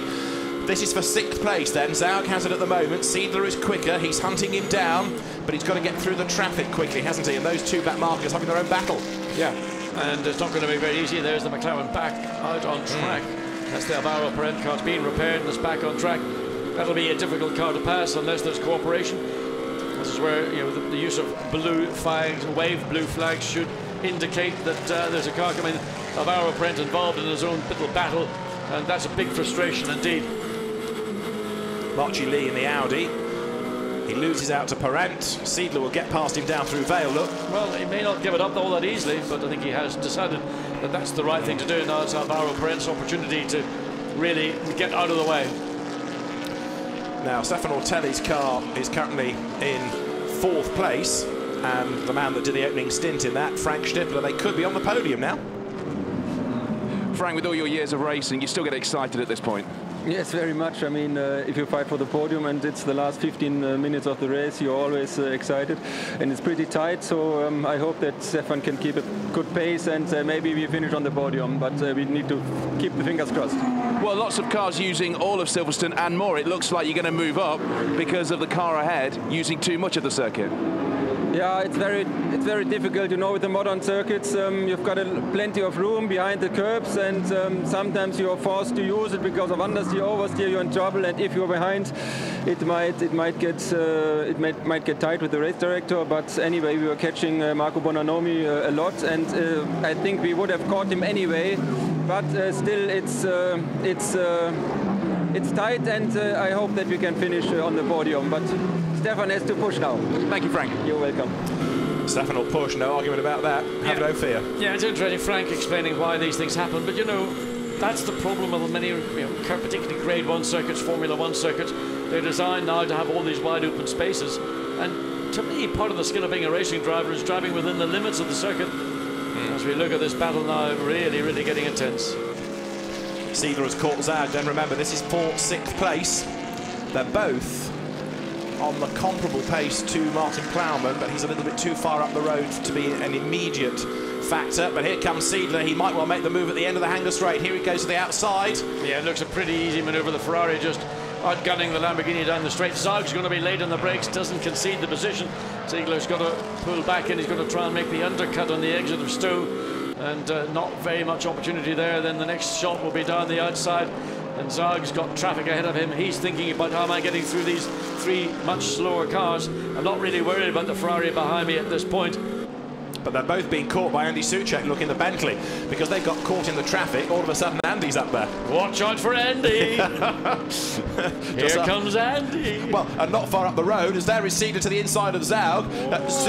Before long, Soucek's going to be lapping Parent again. Well, but the BMW just comes straight across, and there we go! A punch! That wasn't an intentional one. The Bentley slapped the Ferrari, which was trying to sort itself out. Did he get a puncture out of all of that? I can't tell, but I mean, suddenly it just spat off to the right-hand side of the circuit. Yeah, and Soucek's gone by. Yeah, absolutely. So instead of Seidler getting past Zaug, Soucek's up into 7th place. That's raised people's interest on the pit lane. And look, there's damage on one car. The Bentley's got smoked on the left front of the car, so the contact isn't. And you can see the Ferrari now trying to recover, and the damage done to Soucek. In this case, that was an incident caused by too many cars in the one place at the wrong time. But Andy Soucek's 2nd scrape of the stint. And is he going to have to come in and sort out the damage, or can he live with it? He is going to soldier on. Well, I don't know how long that tyre will last. No. Bodywork rubbing against the tyre is never a happy scene. And if it does cut through the tyre, cut the tyre down, then that would be a bigger penalty than making the quick pit stop. It's a decision the driver makes. He may not be able to see the smoke coming off the tyre. He should be able to see that, where there's a load on the car with a little bit of lock. But the team would tell him, surely. They'll be on the radio. They will do, but maybe there wasn't quite sufficient time to get him in. True. But it's not just the tyre that needs to be changed, it's the bodywork needs to be pulled back. So Andy Soucek having a memorable Silverstone Blancpain event. So, we had Zaug 6th, we still have Zaug 6th. 7th is Smokey Soucek, and down to 8th is Norbert Seidler. And if his car took a whack at all of that, he might lose out to Stephen Kane. He was 11 seconds back, but Stephen Kane has been hustling on. Seidler through Stowe. Soucek down through Vale. 13 more minutes of the race remaining. This is Soucek lapping Lee Mole in the 888 BMW that's now fallen to 25th place, unfortunately. Yes, after a great start. Yeah. Brilliant job by Joe Osborne on the opening stint. And this is the incident. It's under investigation, you won't be surprised to know. So Seidler goes to the inside of Zaug. But it's the BMW that really causes the problem. And then the Bentley comes round the outside as the Ferrari's about to turn in. And then suddenly there's contact, and that was momentum lost by the Ferrari. So this is the replay again. Let's have a look and see if we can... No, this is further around the lap. Yeah. It's been nice to see the onboard, I think, of the actual touch between them. The two lines kind of crossed, didn't they? Yeah, I mean, in this case, it was, everybody was doing their own thing, and it was the BMW really that shut the door so aggressively on the Ferrari that caused them and the whole episode to get into place. So here is Andy Soucek coming up through Luffield, turning his way around the right, and the smoke has gone, which is encouraging. so hopefully we'll be able to carry on for the remaining 12 minutes. That incident is under investigation, but I suspect it'll be put down to a racing incident, really, as over the timing line now comes the Bentley. Frustrating day, really, for M Sports. They've got both cars in the top 10, but it's not quite the fairy tale result that we had last year for them. No, again, very much a case of track position at the start of the race and then having to work their way through the traffic. And they've also suffered a little bit of, in the BOP area, they're not as quick in a straight line. We saw that at Monza, and we're seeing it again here at Silverstone, and this is the sort of the ebb and flow of trying to balance the relative performances of all these different and varied manufacturers. And it's not just the BOP itself, there's a factor, each circuit has got a sort of a grade factor in terms of where are the strengths of the circuit. Silverstone is more about aerodynamic, Monza is more about straight line speed. There is Seidler, who rather than up into 6th is down to 8th as a result of that little incident. He's still pressing on, and so is Stephen Kane. Now the gap Seidler to Kane from 11 down to 8 seconds. Could that change by the end? Need a proper lap time out of Seidler, really, next time, or this time around, don't we? There's number 6 out of the gravel. It was a car that Sean Fong had gone off in earlier on. Marchie Lee at the wheel of it now, and Stephen Kane with his bug-splattered screen turns out of club corner. Past the wing. But I'm not convinced he's got another place to be gained out of this race. But one thing about Stephen Kane, he's an extremely effective racer. Much quicker through Abbey the Bentley is than the Audi. Okay, that's a slower Pro-Am car, but nevertheless, it's that momentum that the Bentley driven by Stephen Kane has been capable of generating every time he gets into the car. Lead gap's down to 27 seconds, but I think that's Kevin Est just measuring his pace, isn't it, rather than needing to worry about Lawrence Vanthoor at all behind him. They might be mates, but Kevin still wants to win this one. He's not going to make life easy for Lawrence Vanthoor behind him. 10 more minutes of the race to go, but it looks as though we're going to be having, for the first time in Blancpain, a Von Ryan Racing win. Happy days.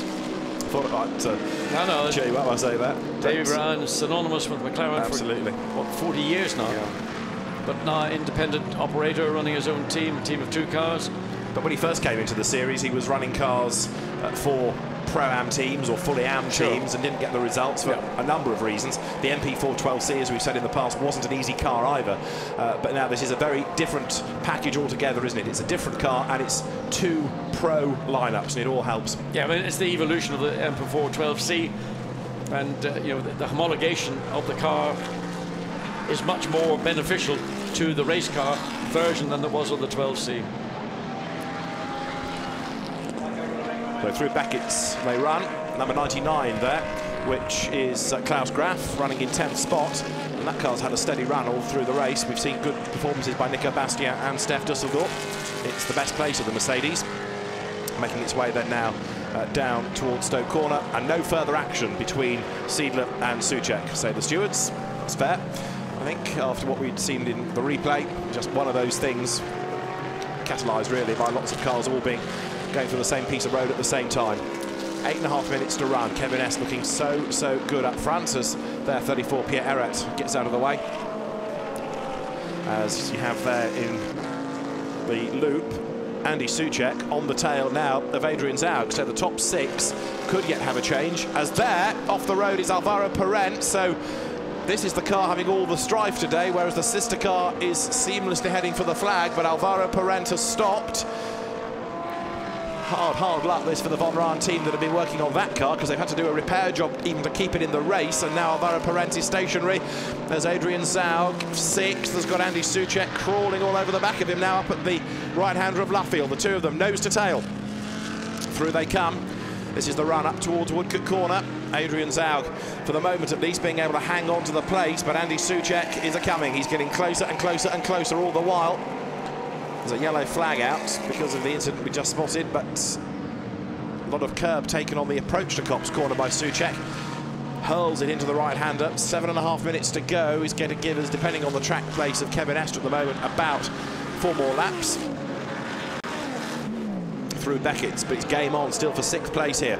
Soucek is catching, but now you see the difference in the shape of the cars, and you'll see the difference in the strengths of the cars. Is it going to be speed, or is it going to be aero that does now for Adrian Zaug? Because He's been caught by Andy Soucek. It's looking inevitable that he will go through, and it's going to be on the brakes at Stowe, is it? No, Soucek comes out, has a look, and then slots back in behind. Gets the inside at the exit of Stowe, levels with him all the way through Vale.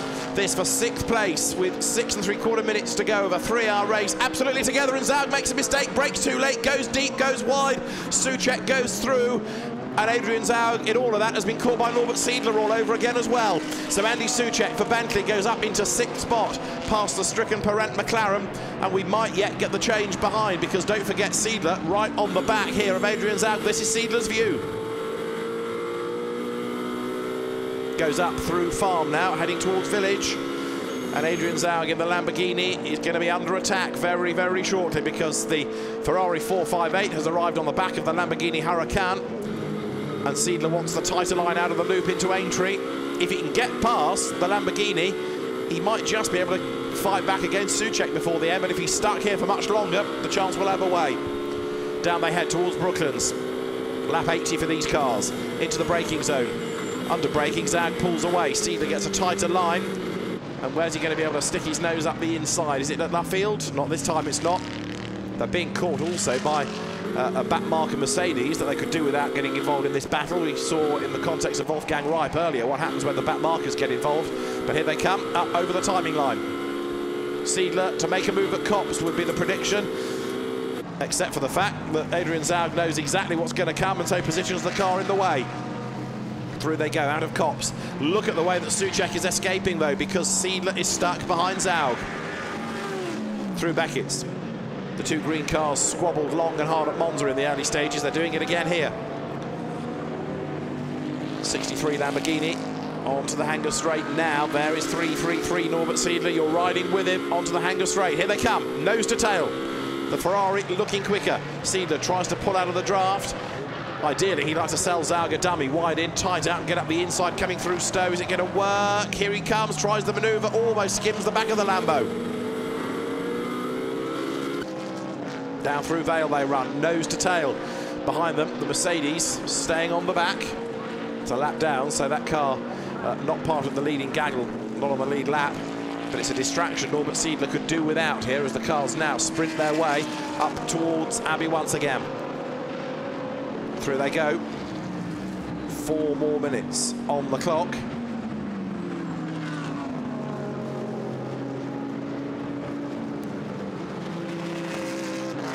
Zaug pulls away a little bit through that section at Abbey and Farm.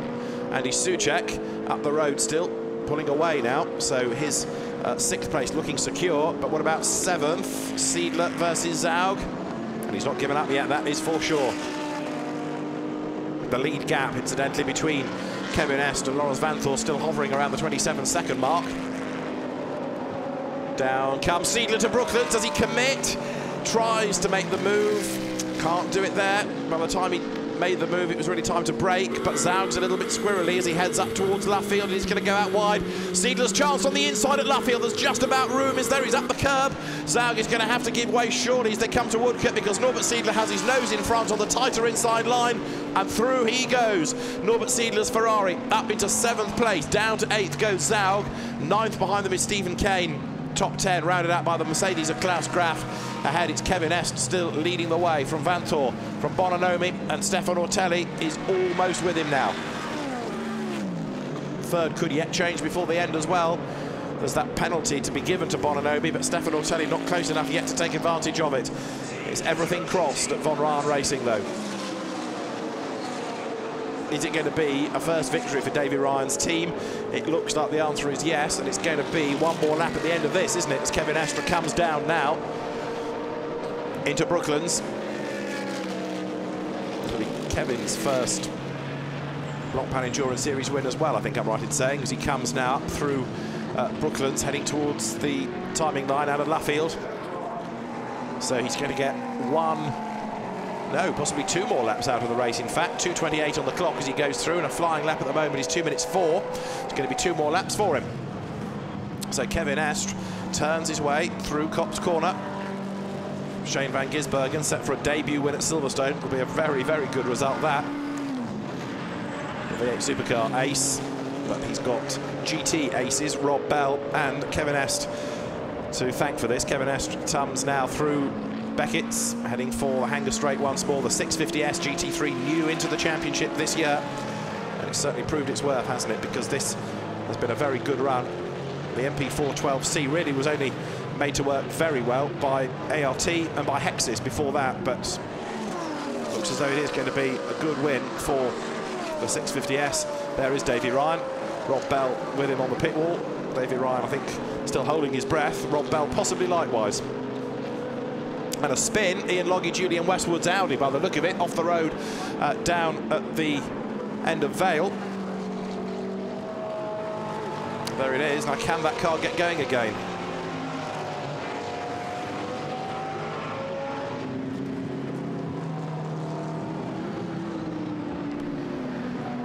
There'll be one more lap to run at the end of this for Kevin Estre, who's managed to keep a gap over Lawrence Vanthoor of 25 seconds.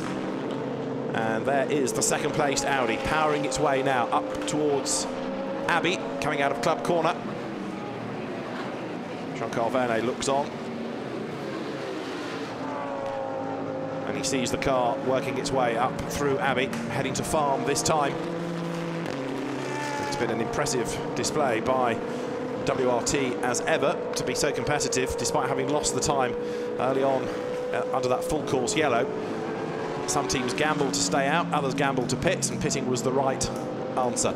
There in third place is Marco Bononomi. So despite the penalty, for the moment, he's still good for third place. And where is Stefano Telli? Getting closer and closer and closer all the time.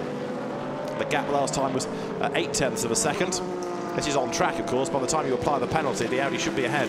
But 75 for the moment, hangs on to that place. The leader has gone on to his last lap.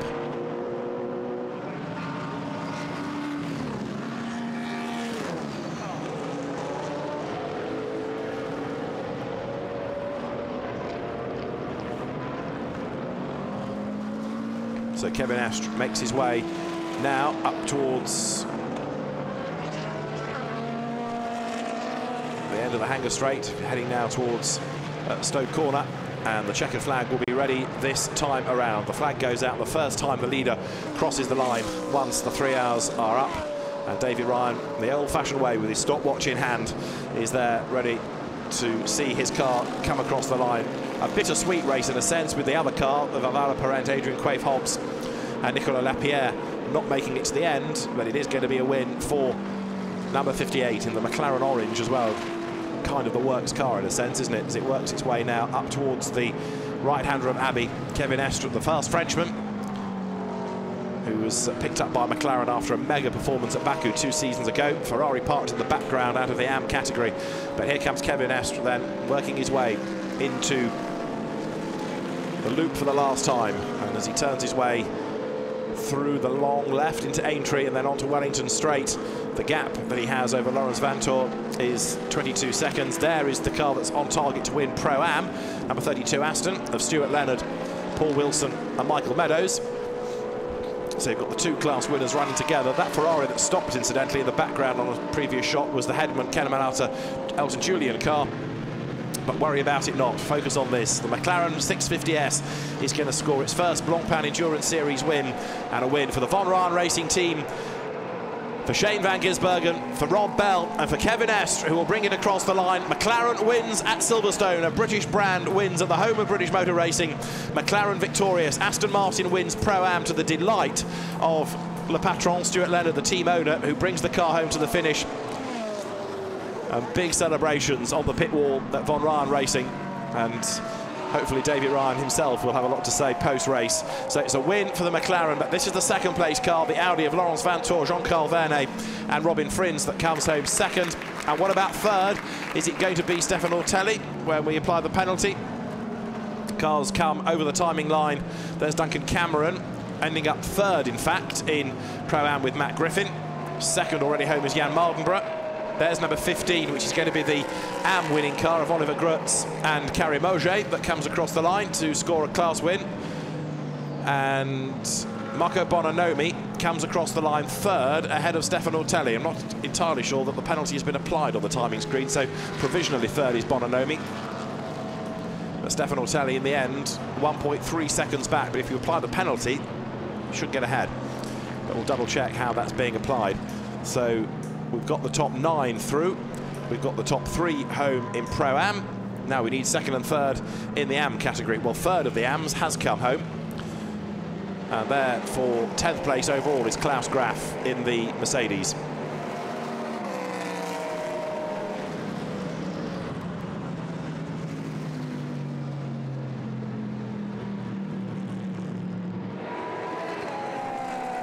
There's number 20, set for the finish.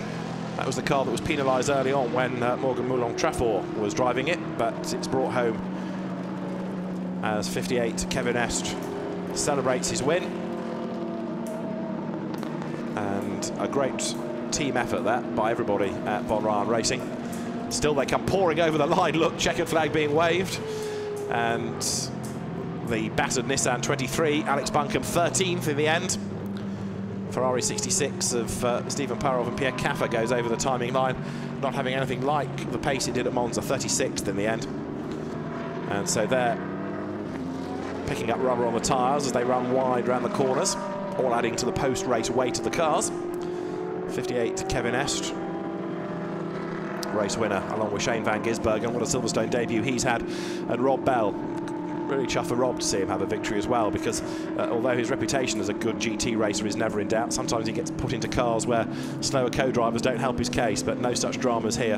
And 3 top-class drivers come home victorious. Really good result as well for this car, the Buisson-Gignon racing car of Karim Mauger and Oliver Grutz. Karim Mauger was in the gravel in the bronze test at the start of the weekend, but he's battled through as a class winner, and Oliver Grutz, who began his Blancpain career in the Pro Cup, and it really wasn't for him, but as a rookie driver being in the AMs, much better, and he's been able to learn and just get on with life away from the spotlight, and a class win here is a very good result indeed. There's been an incident, we are told, between the 2 BMWs of Lee Mole 888 and also Zero, which was the car driven at the end by Felipe Fraga, and it's under investigation, that incident. So Fraga was 26th and Lee Mole was 27th in the end, so they came across the line together, but there was an incident and it's being investigated.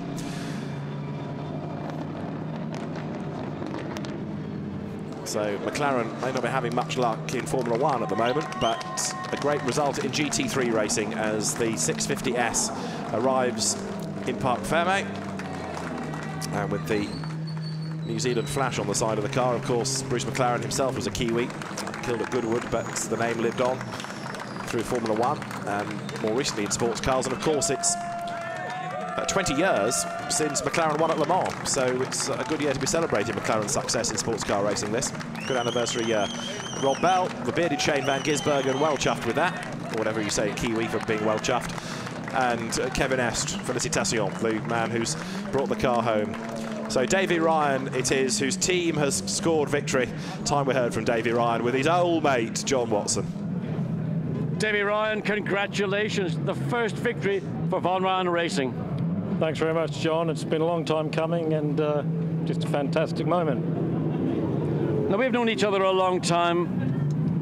Where does this rate, in all your pantheon of victories and success, how high does this come? Well, John, second only to when we won races together, mate, when you were driving for it. Were you still in the team at that time, or had you left? No, I hadn't left quite then, John. It was a while ago. Anyway, fantastic, David. Wonderful. Shame about the other car, but great victory for the... Let's go get the 2 drivers over here. 1 second. Rob Bell, you started. Great stint. I did, but yes. That very early pit stop, that really seems to have been almost the key to your victory here this afternoon. Yeah, we were in the mix from the start, and I think we could have been, you know, potentially here anyway. But I have to say, the call from the guys, James Carter, the engineer, made the call to me on the radio, and it was a fantastic strategy. We boxed early and effectively gained 30-35 seconds, I'm not sure what, but it gave us a cushion as long as we could make it to the end on fuel. So we had to save a bit of fuel, actually, so that was a little bit of a worry initially, but we did it. These guys did a great job. We stayed clean, and we're here now, and we'll be on the podium in a minute. It's fantastic. Well done, Rob. Well, Mr. Fuel Economy, Shane van Gisbergen, what about you New Zealanders? How did you save so much fuel? Yeah, I don't know, we had to do it back home a bit, but yeah, such a long stint there, James did a big call there, pitting us so early under the full course yellow, but it was a masterstroke really, put us 40 seconds in front, and then we just managed the race to the end. And great job, stoked for Dave and Von Ryan and all the team. It's such a big improvement from Monza, and yeah, fantastic, really excited. And first victory for you in Europe. Yeah, it's awesome. Hopefully more to come. Well, enjoy it. Kevin Estre, you're almost the easiest of the tasks. All you had to do was bring the car home. Yeah, I went in and after everybody boxed, there was like about 30 seconds, so they kept me updated on what was the gap, and I was just trying to bring it back home without doing any mistakes and being careful in the traffic. So it was pretty easy race for me. I'm not used to be honest. I was kind of lost in the car. I was not pushing. Normally, it's not my style though. Well, the traffic today was pretty bad all round. I mean, you had no major incidents we could see. No, for our car, I mean, the car is really good. There was no scratches. We didn't touch anybody, so it was good. But for sure, at some point, it was tough, though. Well, congratulations, and Van Giz Bergen, get that rum out, will you? Well, no doubt Shane's dad is pretty chuffed back home, and deservedly so, because a great stint by Shane Van Giz Bergen, and likewise for Rob Bell and for Kevin Est. So a truly cosmopolitan lineup of a Brit, a Kiwi and a Frenchman in a British car run by a British team at a British circuit, coming home victorious. Great job done. Now let's hear from the second place team, WRT, coming home in the number 1 Audi. In second spot, Robin Frins, Jean-Carl Vernet and Laurens Vanthoor, the drivers. John's with them now. Second place Audi, Laurens Vanthoor, Robin Frins and Jean-Carl Vernet. I'll start with you, Robin. We got really worried because we saw your car slow down so much. We thought actually you were out of fuel, but obviously it wasn't that. No, it wasn't a fuel issue. I braked and I shift down, and suddenly I got an alarm on the dash saying I was in neutral. So I was in between gears, and I couldn't get it in the gear, so I had to switch off the car and put it back on again, and it was fine, so I lost a lot of time. And then you handed it over to your teammate here, Mr. Audi, expecting to go out and do more than he did. No, he did a wonderful job. I mean, put it back to P2. Not more I can ask for. Excellent. Well, what do you say about old Laurens? I mean, a tough race for you, really. Yeah, it wasn't an easy race. We had to fight quite a lot, but yeah, in the end, we finished P2, and I think we extended the championship lead with that. So that's more than we can ask for. So it's we want the championship. We will not want to have the most race victories, and this is the way to do it. The McLaren team took an opportunistic, very early pit stop. Do you think that was the reason they won, or just simply they had more pace? But I don't know how much they pushed in the end, but I think that played a very big role. We were not able to do that. If we would have pitted then, we would have to do a splash and dash in the end. So we were not able to do that strategy. They were. I think it made a big difference for them. If they were quick or not, I don't know, because they had quite a lead. So obviously I don't know how much Kevin was pushing in the end. Jean-Carl Vernet, you started the race for any stories at all? We didn't see an awful lot. You just seemed to have a very smooth run. That was good. I mean, I think some guys on the front were starting with new tire. We weren't, so I had to wait a little bit before pushing hard and coming back on the lead. And yeah, the car was good. I mean, the lap time were pretty good compared to the other cars, and yeah, I mean, we really thought we were able to go for the win. After, unfortunately, in racing you have some problem like Robin had with the gearbox, it was a shame, but Laurens said everything. I mean, we are here to fight for the championship, and it's good points for the championship, and that's the most important. Everybody did a great job. The team mechanics at the pit stop were just excellent, and my teammates also did great. So we just need to continue this way, and I'm sure at the end of the season we're going to be happy. Well done, all of you. Congratulations. And then the third place car, again once more an Audi, and the drivers will be very shortly making their way up to the podium. Frank Stippler, I think, is within sight to have a word with from third place. John. Frank, all your teammates are run off and hid. Where are they? I don't know, they hide away. But we had a nice result, and we were a little bit unlucky with the second full course yellow, where we lost the leading position. My start was a little bit careful, but we came back to 6th position, and yeah, we had a good and clean race, I think.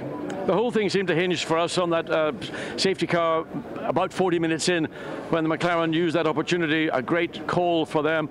Do you think if you had done that, would have made any difference to your situations overall? Maybe second, but the McLaren was quite fast, so I think they deserved the win. And yeah, I think today they were pretty quick, and we couldn't compete against them. But they did a nice strategy as well, so they did a brilliant weekend job. So congratulations to them. Well done, Frank. Thank you. Thank you. So Frank Stippler goes to join his teammates at the podium.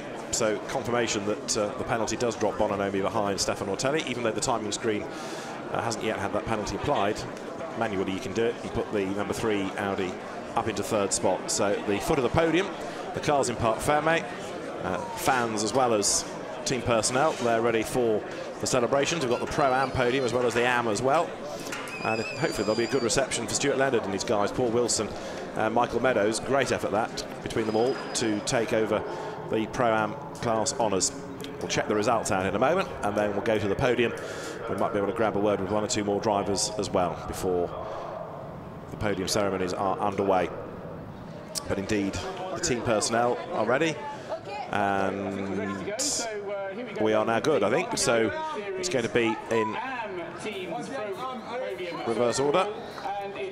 So out for the Am Trophy podium, first of all, comes Christophe Amon, Tony Semon and Luc Paillard for 3rd in the Am category. 2nd will go the way of Fabio Mancini, Andre Berzin and Rino Mastronardi. It's been a long time since Fabio Mancini was on the Silverstone podium. As I say, Tourist Trophy winner here back in 1987 in a BMW M3 when it poured with rain for the World Touring Car race. But the top step goes to a delighted Carrie Mauger and to Oliver Grutz as well. And they are about to stand on the top step for the Boots and Gignon racing team. The team's representative is there as well. And the Belgian team takes victory at Silverstone.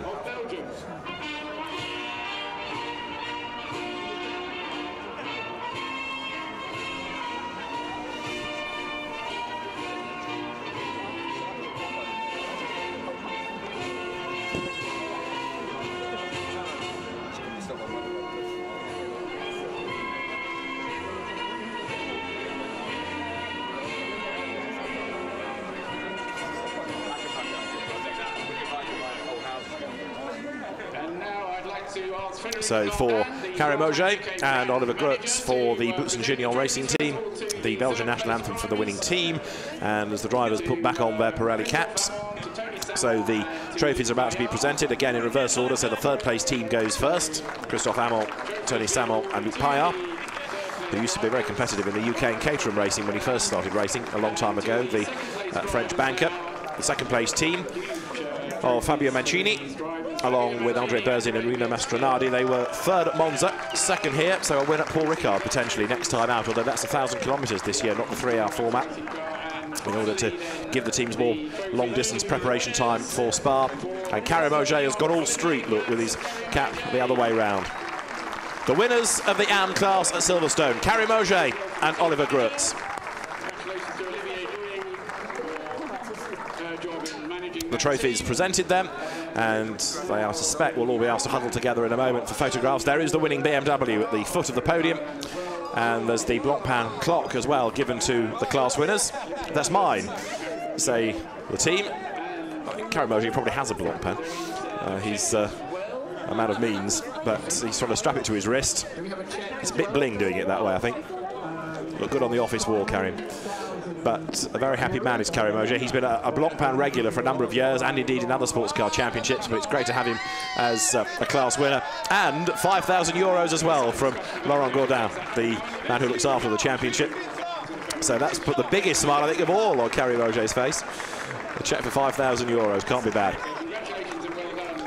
So after 3 hours of racing, as competitive a class as any, the AMs may not be as at the front of the field, but the racing still very, very competitive.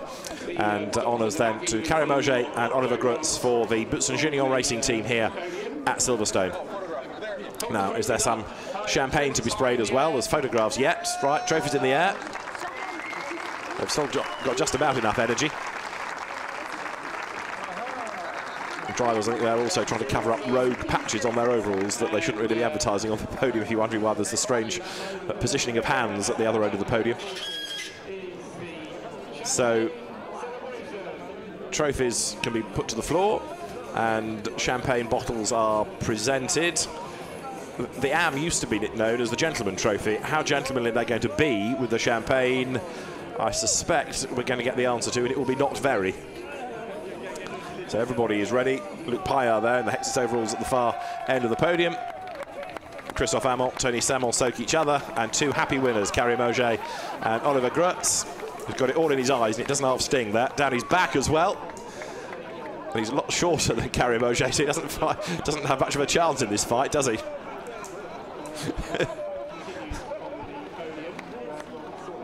Hat off, a soaked little Belgian driver, Oliver Grutz. So hopefully we'll be able to hear from Karim Auger. Auger is there on the podium, so let's hear from our class winners, Auger. Karim, I believe that's your first win in Blancpain. How does it feel? Oh, awesome, awesome, awesome. We had a really quiet start at the beginning. Fantastic strategy. We did a fantastic strategy, you know, coming in with when there was the first full course yellow. My teammate did a fantastic stint. We just kept it up, no pressure, and then I went out and there was no pressure and we were able to win, so that feels really good. What are you going to spend the €5,000 on? I don't know, I'll give it to the team. Thank you very much. You're welcome. That's the right answer, isn't it, for a gentleman racer? The team has worked very hard to get that car into a winning position. Karim himself used to race McLarens, in fact, in Blancpain, but the MP412C was not really a customer-friendly team, but he's managed to convert his enthusiasm to BMWs, which is perhaps a more customer-friendly car and less trick than a McLaren. It's certainly been the right thing, but given his tag connection, it's money going to the team, not on a new watch. He's just got a Blancpain clock after all, I suppose. So a BMW win in the AM Cup, the Boutson-Gignon car of Karim Auger and Oliver Grutz, victorious ahead of the Glorax racing car of Fabio Mancini, Andre Berzin and Rino Mastronardi, and then third in class, the Sport Garage entry of Christophe Amont, Tony Semel and Luc Paillard. As we go to Pro-Am, and out come the drivers then, with third already in situ, namely Duncan Cameron and sorry, I tell you a lie. The third place to Laurence Fry, Gabriele Gardel and Freddie Bath, who've made their way out onto the podium because they took the place right at the very end of the race. Second place goes the way of Jan Mardenborough, along with Gaetan Palatou and Ricardo Sanchez, and the class winners for the first time, Stuart Leonard, Paul Wilson and Michael Meadows. We have the Aston Martin drivers on the top step of the podium. And so a British team celebrates at Silverstone.